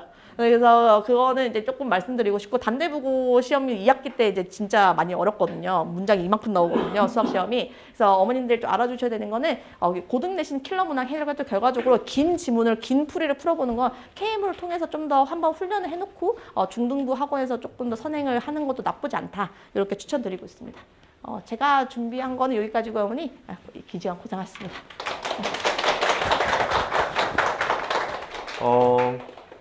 그러니까 오늘 제가 들으면서 제일 인상 깊었던 건 찍는 거가 제일 이슈였던 것 같아요. 찍는 거. 근데 이제 그거를 조금 정확히 좀 정리해야 될 것 같은데, 실제 영재고나 이제 과거 준비하는 친구들이 생각보다 문제 풀 때 문제 읽고 답을 쓰고 시작합니다. 그러니까 이해되냐? 어떤 얘기냐면, 만약에 이 R제곱이 궁금하대요. 그럼 이제 뭐 요 R 값이 뭐 어떤 뭐 루트나 얼마가 나오겠구나. 그다음에 왜 2를 곱하기 할까? 그럼 계산할 때 분모에 루트 2가 들어갈 가능성이 높겠구나. 이런 걸 계산했을 때 이게 얼마일지에 대한 전체적인 정보는 이미 답은 나왔어요. 예상이 되는 부분이 너무나도 강력한 조건이 있습니다. 그 상태에서 이제 물론 여기서 남은 건 이거예요. 감은 왔어요. 그럼 감이 오는 게 나쁜 거냐? 자, 물론 모르는 문제를 찍을래. 그럼 나쁜 거야 하면은 아니야, 찍는 거 안 나쁜 거라고. 아니, 그건 나쁜 게 맞아요. 그냥 찍은 건 나쁜 게 맞는데, 우선 수학적인 감이 왔다라는 거예요, 근데 이 감이라는 거는 조금 더 포장하자면 약간 논리적인 거랑 비논리적인 게 섞여 있는 게 약간 감의 형태로 존재하는 것이고, 이 상태에서 감이 왔을 때 약간 찍은 형태가 있겠죠. 최종적으로 모른다면 그 답으로 찍을 겁니다. 근데 그런 경우 중에 생각보다 많이 맞아요. 근데 거기서 이제 이런 게 나눠지겠죠. 감은 왔는데 찍고 넘어가냐, 아니면 감은 왔지만 이제 그 감에 해당되는 것을 논리적으로 한번 찾아보려고 할 것이냐. 그럼 이제 애들한테 물어보거든요, 제가 수업 시간에. 자, 그럼 감이 왔어. 감이 온 거는 좋은 거야, 나쁜 거야 하면 애들이 처음에 눈치껏 나쁜 거요 그래요. 잘 생각해봐. 감도 없는 애랑 감이 있는 애 중에 뭐가 더 좋은 걸까? 그럼 애들이 듣다가 감도 없는 게 더 나쁜 것 같아요. 맞거든요. 감도 없는 거는 이게 좀 답답한 느낌이죠. 그럼 감이 있는 건 좋은 건데, 그 감이 있는 걸로 논리적이지 않게 찍는 게 나쁜 거고, 감이 온 상태에서 그 방향을 찾아가는 게 좋다라는 겁니다. 그래서 아이들이 얼마인 것 같다 그 느낌 자체는 사실 되게 훌륭한 거라는 거예요. 훌륭한 거. 근데 이거를 또 잘못 생각해서 역시 찍는 거는 역시 되게 위대한 의미가 있어 이렇게 가면 안 되고, 어쨌든 올바른 답을 찾아가는 과정은 굉장히 중요하다. 그런 것들 좀 얘기 드리고요. 저는 이제 뭐 짧게 일단은 뭐 기하 뭐 대수라는 부분은 이제 결국은 최종적으로 이제 고등 쪽에 이제 과정으로 완성이 되고, 이제 심화는 대부분 이제 기하로 많이 평가하거든요. 뭐 많은 학원들이 이제 뭐 KMO 입태도 있고 뭐 어떤 여러 가지 뭐 영재고나 그런 데 평가에서 기하의 비중이 생각보다 높습니다. 기하랑 조합 비중이 높은데 보통 무게 중심적으로 기하 쪽이 이제 꽤나 이제 큰 편이에요. 그래서 논리적인 완성 그리고 실제 중등의 심화에서도 기하만큼 그렇게 논리적으로 펼쳐지는 것 자체가 없거든요. 그래서 그런 부분들이 이제 기하에서 제일 많이 중요한 거다. 그럼 이 논리적으로 펼쳐지는 과정 속에서는요, 아이들의 성장 과정에서 어느 순간에 무엇을 공부를 어떻게 해야 되느냐가 되게 중요한 이슈가 됩니다. 뭐 조금 더 요것만 펴놓고 좀 더 얘기 드리자면, 이제 그 경시 쪽 기하 이제 뭐 KMO에 입반을 하기 직전에 프리 KMO 정도 수준에서는 아이들이 무엇을 공부해야 되느냐 쪽에서 기하의 이슈 중에 아마 작도에 대한 이슈가 좀 있어요. 작도까지 해야 돼? 말아야 돼? KMO 가면 작도에 관련된 문제가 많거든요. 근데 여기서 이제 작도에 대한 말에 대한 정의를 좀 더 내리자면, 작도는 세 가지 단어가 혼용돼서 쓰여요. 하나는 중1의 선행에 나오는 작도 단원. 근데 보통 이거는 어머니들이 얘기하시는 게 아닐 겁니다. 그 다음에 다른 하나는 정말 그리스 로마 시대에 했던 그 수학적인 작도가 있어요. 원을 어떻게 여기다 접선을 그을 것이고 하는 그런 작도. 그 다음에 대부분의 어머님이 99% 쓰는 작도는 그냥 그림 없는 기하라는 거를 작도라고 불러요. 근데 걔는 작도가 아니에요. 그냥 문제 읽고 그림을 그릴 수 있느냐. 그러니까 똑같은 문제를 그림을 지워놓고 문제 읽고 그 내용을 그릴 수 있느냐 없느냐의 정도 차이인데, 보통 이제 경시학원에서 기하 시작했을 때 무엇이 어렵냐면요, 여러 가지 이유가 있어요. 첫 번째는 중1, 중2, 중3의 기하들은 각각 다 열심히 했어요. 근데 이것이 총정리돼서 뭔가 하나로 딱 묶여 있느냐? 아니거든요. 다 따로따로 파편화되어 있으니까 이 정리들을 바로바로 끌어쓰는 게 잘 안 돼요. 보통 끌어쓰는 게 제 기하 2단계에서 묶어내는 역할이 되게 큽니다. 2단계. 그 다음에 아이들이 문제를 풀 때 수학적으로 그 기하 문제가 어려운 것도 있습니다. 그것도 이제 문제인데, 다른 하나가 뭐냐면 그림이 없으니까 그려지지도 않는 거예요. 그럼 여기서 뭐냐면 결국은 계단을 낮추면서 아이들이 그 계단까지 갈 수 있도록 만들어줘야 되는 건데, 작도는 어머니들이 착각하는 건 그림 그릴 거니까 그림의 기초 능력부터 배우면서 가야 되는 게 맞는 거 아닌가? 아니고 오히려 기하를 보는 눈, 그러니까 뭐 애들 그림으로 설명해 볼까요? 애들한테 백지 주고 계속 선 그리기 연습하고 원 그리기 연습하면 나중에 그림을 잘 그리느냐? 아니에요. 그냥 따라 그려보는 걸 많이 해보고 하면서 나중에 디테일한 세부적인 트레이닝이 들어가야 되는 거거든요. 물론 미술이 애들 발달 상황에서는 그런 것 같습니다. 전문 미술은 또 다를 것 같은데, 그럼 결국은 이제 기하에서도 아이들이 전체적인 개념을 확실하게 잡아놓는 거, 경시적인 수준의 이론들을 받아들이는 거, 그걸로 논리적인 사고를 트레이닝하는 거, 이 상태에서 보는 눈이 만들어진 상태에서 작도의적인 문제, 이제 그림 없는 기하를 접하면서 그런 걸 약간만 트레이닝하면 보통 굉장히 잘 넘어가는데, 초반에 작도가 들어간 친구들은 아주 많이 헤매요. 그게 굉장히 상위커리처럼 보이지만 저는 이제 그런 아이들 많이 경험했거든요. 뭐냐면 저한테 기하 수업도 듣고 뭐 딴 데 수업에서도 작도를 많이 사용하는 아직 KMO 입반하지 않은 기하 수업을 듣는 거예요. 근데 그 친구가 예전에 저랑 이 기하 2단계 했던 것보다 너무 급격하게 기하 실력이 줄어 있는 거예요. 뭐냐면 결국은 논리성을 트레이닝하는 게 아니고 수업의 상당수를 그냥 그림 그리고 하면서 상당수 시간을 하고, 이 그림 그려지는 것도 아직 부족한데 논리적인 것도 부족하면서 종합적으로 못 따라가는 상황들이 펼쳐지거든요. 저는 뭐 그런 친구도 또 있었고, 또 아까 뭐 다른 학원 다니면서 경시관 했었는데 정말 잘했던 친구인데 너무 기하감이 떨어진 거예요. 너 왜 그러냐 했더니 자기 경시관 가서 지금 망했다. 그래서 저는 경시관을 그만둔 줄 알았어요. 근데 나중에 더 물어봤더니 아직 다니고 있더라고요. 근데 왜 그러냐면 그런 친구들이 너무나도 어려운 문제 계속 놓여만 있고 그냥 그걸 상당수 내용을 필기하고 오는 과정에 계속 놓이게 되거든요. 그럼 생각보다 많은 시간을 사고하지 않는 아이들이 존재합니다. 다 그렇다는 건 아니겠죠. 그래서 그럼 결국은 그런 친구들이 이 프리 KMO부터 해서 KMO 가기 전까지 밟아가야 될 부분은 중등의 기하에 대해서 확실하게 감을 잡아놓고, 그 다음에 논리적인 트레이닝이랑 경시적인 문제들에서 요하는 그것들을 충분히 만들어 놓은 다음에 후반에 작도적인 부분을 살짝만 터치해주면 이미 자기가 봐왔던 수많은 문제들이 이제 그림이 없을 뿐이거든요. 이미 다 뭔지 알아요. 근데 이걸 초반에 놨을 때 아주 아이들이 굉장히 헤매는 과정들이 놓인다라는 겁니다. 자, 제가 짧게 말한다고 해놓고 임권만 해놓고 자. 그래서 제 수업의 기본적인 틀에서 이제 장점은 뭐 서술에 대한 부분들 그런 것들 개념 트레이닝 그런 거 되게 이제 많이 하고요. 카톡 교류도 되게 많이 합니다. 어머니들과. 참고로 이제 어제도 이제 좀 관련 있는 학부모님과 밤에 늦게까지 상담을 해서 좀 더 얘기하다 보니까 제가 70분을 상담을 해가지고 오늘 매우 피곤한 상태이긴 하더라고요. 그리고 이제 눈으로 제가 이제 아이들이 이해하기 쉽게끔 시각화된 자료들로 이제 수업을 많이 진행을 합니다. 우리가 이제 나중에는 자기가 직접 그려내는 과정도 해야 되지만 초반에 특히 도형 돌고 그런 어려운 것들은 칠판으로 나이스하게 설명해도 애들이 좀 힘들어하는 경우들이 있습니다. 한번 봤을 땐 확실히 이해가 잘 되거든요. 그런 과정들. 그리고 제가 이 문제를 어떻게 접근해야 되는지 동기에 대한 설명을 굉장히 많이 해요. 이 조건과 이 조건이 있을 때는 어떻게 해야 될까라는 걸 계속 트레이닝하고 그때 이제 이거는 그럼 그동안 강조했었던 거에 무엇일까라는 걸 계속 얘기하게 하거든요. 이런 게 이제 저의 좀 핵심적인 강점이다라고 좀 볼 수가 있어요. 이게 이제 제가 이제 많이 보여드렸던 이제 아이들 이제 개념 체크하는 부분인 거고요. 저는 이제 이 시험을 두 가지로 나누거든요. 서술형 부분 나눈 범위의 서술형 시험과 전체 범위의 개념을 확실하게 다 알고 있는지 시험. 근데 이거는 제가 이제 여기 34개 정도 해당되는 개념인데 100분율로 한 사람은 반 평균이 대부분 97 정도 나오거든요. 근데 97이 어떻게 되냐면 다 100 한 명이 한 70, 60 정도 돼요. 약간 막 죽어도 공부 안 하는 친구들이 가끔 존재하는 걸 제가 쉽진 않은데 그 평균 97 그것도 거의 다 대부분이 다 잘 따라오는 상황입니다. 그래서 이런 부분들 요거는 참고로 이게 포스터 형식으로도 만들어진 그 공식 요약인데 없으시면 갈 때 받아가시면 좋겠습니다. 자, 그래서 이런 식으로 정말 개념을 확실하게 알고 있는지는 이게 이제 수학이라는 게 암기 과목이냐 응용 과목이냐 해서 응용이긴 맞는데 알아야 응용을 하는 거거든요. 생각보다 암기가 엄청나게 많아요. 제가 이제 애들한테 기하 3단계 과정까지 가면서 맨날 물어보는 게 정사면체랑 정삼각뿔이 나왔을 때 맨날 물어보거든요. 정사면체와 정삼각뿔을 구분해서 설명해봐. 구분을 못하겠으면 하나라도 정확하게 알고 있는 걸 먼저 얘기해봐. 그거 끝까지도 그렇게 애들이 헷갈려요. 정삼각뿔 나오면 정사면체로 풀고 정사면체 나오면 정삼각뿔 이 둘을 끝까지 잘 구분을 자꾸 못하거든요. 엄청나게 계속 강조를 합니다. 그 두 가지의 차이점이 뭔지.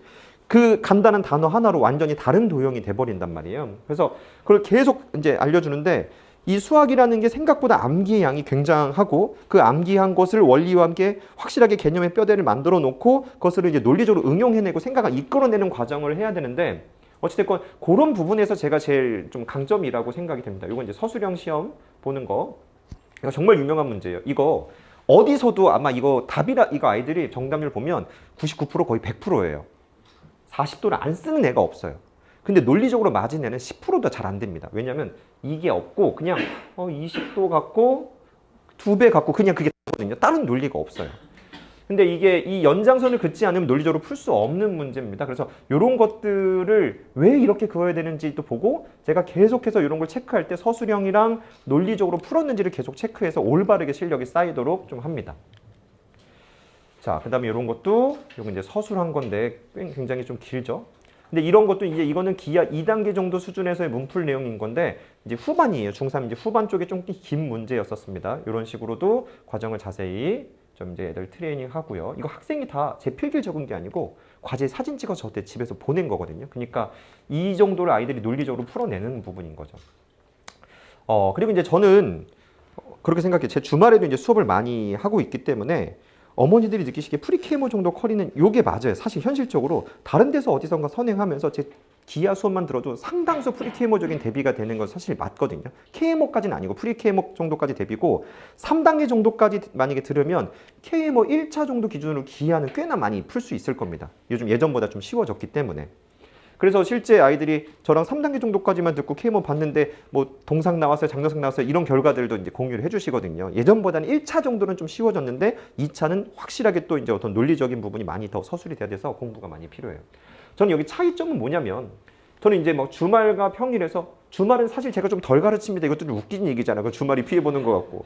근데 사실 가르치거나 그거는 그 주어진 시간에 충분히 하는데 제가 봤을 때 차이점은 소통이나 관리의 어떤 밀도 차이는 사실 날 수밖에 없습니다. 주말 강의실 여기 꽉 차서 수업하거든요. 꽉 차서 수업하고 하지만 제가 오답 체크하고 뭐 하는 거 그걸 수업 시간 안에 다 해요. 정말 다 체크해요. 그리고 약간 이제 저도 이제 반복적인 수업을 많이 하다 보니까 책 전체를 답안지 없이 채점을 다 하거든요. 돌면서 막 채점을 해요. 서로 다른 문제들을 다 채점을 해주고 봐주고 하게 되고. 근데 이제 아무래도 이제 평일 쪽 수업에서나 이제 경시 쪽에서는 같은 걸 가르치더라도 아이들과 좀 더 소수고 호흡을 많이 할 수가 있습니다. 그리고 메인적인 차이점 뭐냐면 어머니들의 마인드 차이가 생겨요. 뭐냐면 주말은 평일에 무언가 하면서 라이트하게 하고 싶은 마음이 있어요. 어머니들이 맨날 물어보거든요. 과제가 얼마나 되나요? 많을까 봐 걱정인 거예요. 한두 시간밖에 과제 시간을 못 잡을 거라는 얘기거든요. 그 맞잖아요. 근데 평일에 하게 되면 이걸 메인으로 하겠다는 어머니들의 각오가 생깁니다. 그럼 저도 과제를 좀 더 많이 내주고 어머니들과 교류를 더 많이 하게 됩니다. 그래서 훨씬 더 많이 잡아드릴 수가 있어요. 그게 가장 큰 차이점이라고 좀 볼 수 있습니다. 이것도 이제 기하 3단계 내용인 건데 이게 이제 평면기하의 아이디어라는 그 책의 문제거든요. 여기 이제 나비정리라고 불리는 그런 건데 이게 아이들이 그림이 없는 형태로 배우게 되면 이 문제를 읽고 이 그림을 한참 그려보고 뭐하고 하느라고 이미 5분, 10분 정도를 아이들은 스스로 쓰게 돼요. 그리고 그림의 완성도도 아직은 초기 단계에서 떨어지게 됩니다. 그리고 자기가 이 그림이 어떤 걸 논하는지 아직 이게 익숙치가 않은 상태에서 접하게 돼요. 그 다음에 선생님 필기를 적고 해서 하루 종일 뭔가 배웠는데 막 그런 거 있거든요. 3시간 수업인데 5개를 배우고 왔다고? 막 이런 경우들이 있어요. 어머니들이 이럴 수 있나? 근데 그 정도밖에 못 나가는 게 약간 그 현실적인 건데 저는 기하 3단계에서는 아이들의 발달 단계에서 완전 경시 입문한 건 아닌 아이들이 많기 때문에 그림을 주고 이 수학적인 본질에 조금 더 접근을 합니다. 그럼 이런 걸 밟은 친구들이 이 그림이랑 문제 내용들을 충분히 이해하고 논리 구조가 쌓인 친구들은 경시 쪽으로 넘어갔을 때 굉장히 잘 받아들이게 돼요. 그래서 뭐 이런 형식들. 자, 그 다음에 뭐 이것도 뭐 샘플들 좀 더 긴 거를 좀 더 준비하긴 했어요. 다 이렇게 긴 건 아니고. 근데 아이들이 이것을 논리적으로 서술을 다 해서 통과해야지 제가 집에 보내는 형식이기 때문에 결국 이 부분들의 논리성을 다 가져가거든요. 그래서 하나하나 이 수학적 논리들을 익히고 자기 손으로 서술해보고 저한테 올바르게 배운 걸 확인하는 그런 과정들로 그 계단에 맞춰서 서술 좀 학습을 한다. 어찌됐건 제가 봤을 때 제 최고 장점은 이것을 아이들한테 하기 위해 가장 적절한 단계나 그걸 이제 세분화시키고 그거에 맞게끔 가장 이제 트레이닝을 시키는 부분이 강점이기 때문에 제가 수업에서 이런 것들을 조금 더 많이 녹인다라는 정도 얘기 드리고 마무리하자면요. 제가 아까 얘기했듯이 생각보다 많은 아이들이 자기한테 맞지 않는 커리큘럼으로 공부를 하면서 수학 실력이 줄어들거든요. 약간 극단적인 경우지만 이런 경우 있었어요. 저희 아이가 누구랑 이제 공수2 팀 수업을 하자고 해서 이번에 할까 하는데요 하면서 한 부모님이 전화 오는 거예요. 실장님이 받으셨죠. 근데 이제 실장님이 이제 당황하신 거예요. 아, 그럼 아이 어디 하고 있나요, 선생?